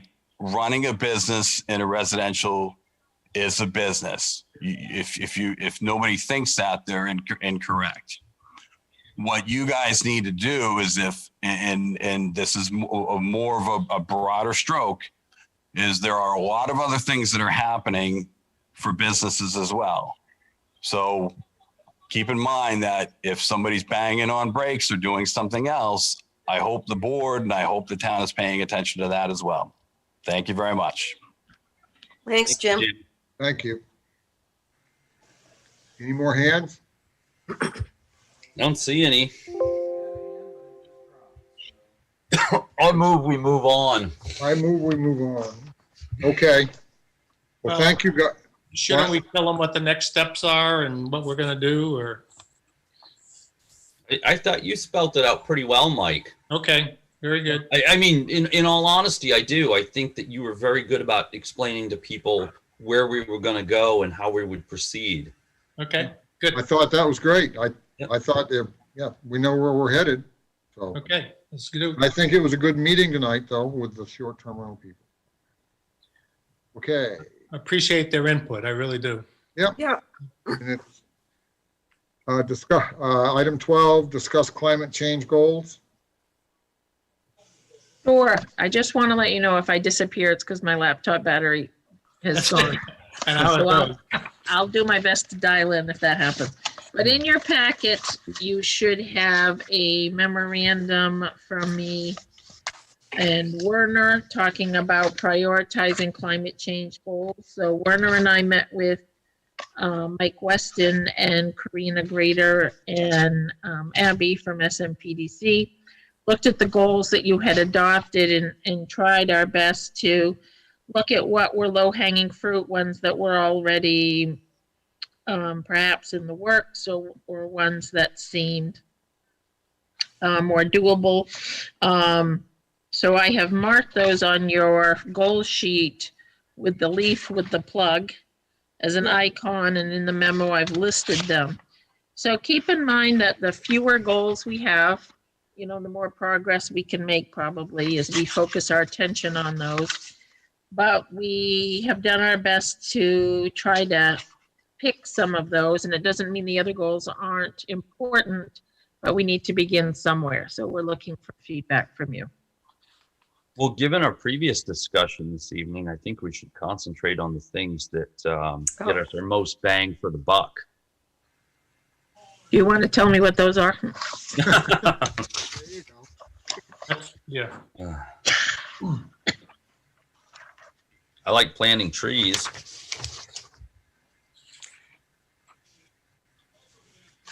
My like thought the idea. has been Oh, go ahead, Ed. No, it's okay. I was going to say I like the idea of EVs, but I've brought that up before. But you know that will cost us some money. But I think in the long run, we would see significant savings in. And I think they'll go down in price eventually. Yeah, but I think the EVs will last longer than the internal combustion engine vehicles that we have now, especially for the police. But you know, I would defer to Mike on that. Mike's the automotive expert, not me. Used to be. Used to be. Well, the batteries are better, and Well, it's the there's more battery. longevity. Well, you know, it's the motors too that are on each wheel. So it's, you know, they've really come a long way. The battery has, and you know, they're now some of these vehicles are getting up to 450 miles, and there's quicker charge, and soon there's going to be really quick charge. So, you know, 450-mile range is not bad. Most are in the 300. They just come out. They've just come out with a tractor trailer. Hino's come out with a tractor trailer that gets a 600-mile range, which is pretty good. So good. it's good for intrastate deliveries and things of that nature. So it's really getting. They're really putting some teeth in this. Yeah. We'll reach a tipping point with this eventually, and I don't think it's that far in the future. My suggestion had been on going through this and talking with everybody is that I think in addition to getting a bang for the buck, we need to do some things initially that shows people that we're visible. They're visible, whether it's electric vehicle or whatever. Oh, there goes, somebody went. Electric vehicle or whether it's solar, something that is visible, shows that we're doing something anyway. But we really need everybody's input as to what they think should be the most pressing ones, you know? We've lost Ed. He'll be back. Again. Every hour, he said. Well, the goals that Lori has, what is that, electric? Is that an electric cord that you have beside it? It's a little icon I found in Microsoft Word. So it has a leaf with an electric cord, yes. Okay, that's. I think these goals that you laid out they're all doable, but we're talking quite a few actually. And there's about 15, well, there's about 20 that you have, over 20. So maybe out of these, you think that, and like you just said a little while ago, shorter is better as far as getting them implicated. Maybe we take this year and do our best to instill them through the budget and work on them. We have several projects ongoing right now, the street lighting. We just met, Werner and I, with 5 other municipalities today about doing a solar farm project to bring back to the town. We are looking at the vehicles as part of the budgeting process, and maybe we see how well we are able to make progress. Some of these are comprehensive planning work as well that's ongoing, and come back and give you feedback. But if you think that we're headed in the wrong direction, I mean, this is your opportunity to tell us. No, I don't think you're headed in the wrong direction. I think you're doing a great job. We need to do this sooner the better to get a handle on some of this. So yeah.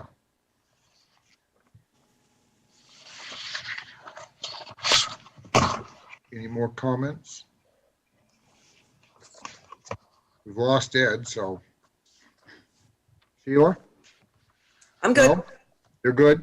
Good. So I guess we march on with what you suggested and to see what we can do with it. You need a motion to that effect? I don't think so. No, I don't think You so. don't need a motion, do you, Lori? For this? No. As long as you're happy with where we're headed. I am.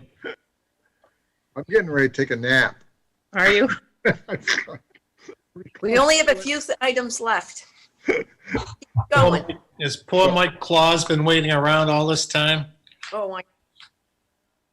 No, Mike Claus left. Good for Okay. him. So we can approve. We can approve. Yeah, let's move to 13. Approve waste hauling permits for 2021. So moved. Pine Tree, Casella, and Waste Management, 2 so far. I have a first and a second. Is there any more discussion?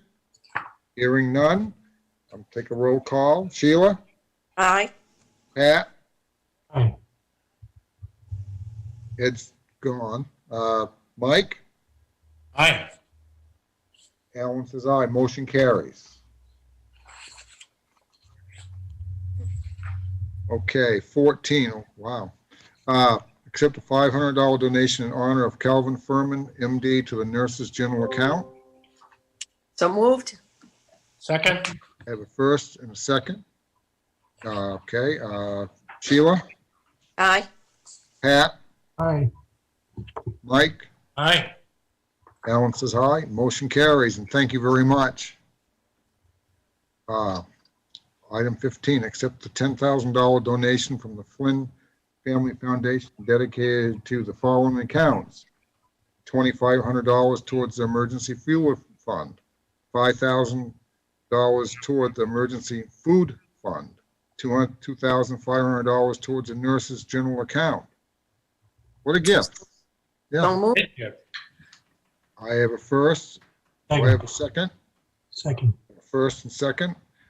Okay. Sheila?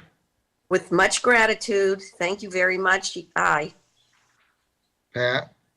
I want to say aye, but I also want to add that the Flynn Family Foundation has extensive support for the town of Kennebunkport and for quite a long time. So I really appreciate what they do.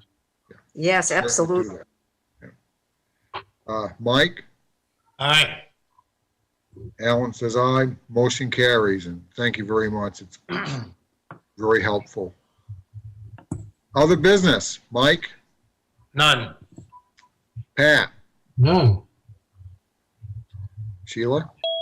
I just want to say, oh, here comes Ed. Is Ed? I just want to say that the town has, the KBA has done a very good job trying to bring Prelude to everyone who's interested, and that there's a lot to see downtown, and there's a lot to participate in. So hopefully, because a lot of times the locals don't get to participate in Prelude, mostly because they don't want to, but because it's so busy that they tend not to. I'm hoping that people from town and the surrounding areas take advantage of Prelude this year, because it may be the last time you can ever have this town back to yourselves. I didn't see you out shopping downtown the other night. Well, you just Looking for you. You missed me. Okay. Okay, is that all, Sheila? That's it. Ed, do you have anything to add tonight under other business? No, I've said too much tonight. Oh, maybe one more thing. Okay. For those of you who don't know, the KBA and the Chamber have worked together for months now, for a few months now, to try to put Prelude online virtually. So you can either pick up the local town station, or you can go on YouTube, christmasprelude.com or Christmas Prelude, and see all of the events that have happened already that they've taped. And it really is quite good. We have the junior high and the high school chorus. We had the tree lighting. We had Santa coming in. We had the hat parade. We've got fireworks coming tomorrow night. We've got the Pooch Parade coming. So there's a lot to see, and I hope you guys take advantage of it, or I hope the people in town take advantage of it. That's it. That's all virtual though, right? It's all virtual, and it's all due to the cooperation between the KBA and the Chamber. Kudos to them. Kudos. Yep. And the sponsorship of Kennebunk Savings. And the sponsor. But that comes with every one of those videos. That's right. So Laura, you must have something to add. I just want to make note that tomorrow is the last day for an employee who has committed 20 years to the town of Kennebunkport, Arlene McMurray, who is watching at home and taking minutes right now, is going to be serving her last day as she is getting ready to celebrate retirement. So I hope everyone wishes Arlene well. We also have on December 23rd will be Carol Cook's last day as she retires after 39 years of service. And so I sent out notice late today about how people can help us celebrate Carol Cook. Next Thursday at 5 o'clock, there'll be a virtual Zoom retirement party that people can participate in. And also there are mini visitations, COVID-safe visitations to say goodbye to Carol on Friday, December 18th. People need to sign up at kennebunkportrec.com and they can get a mini visitation slot. Well, you know, she told me the other day that since she's going to retire, she's going to play softball next year. Can we hold her to it? Yep. Well, what about you? You going to play softball, Alan, or are you just going to watch us? I'm going to play. I always play. Unless I have a bad foot or something, which that happens a lot. So, okay. Do you have anything else? No? Nothing. Okay. Item 17, approve the December 10th treasurer's warrant. So moved. Second. First and a second. Sheila. Aye. Ed. Aye. Pat. Aye. Mike. Aye. Alan says aye. Motion carries. Adjournment. So moved. Second. I have a first and a second. Sheila. Aye. Ed. Aye. Pat. Aye. Mike. Yep. Aye. I say aye. Motion carries. Thank you Thank for you, listening. everybody. Aye. Good night. Guys, have a great night. Thank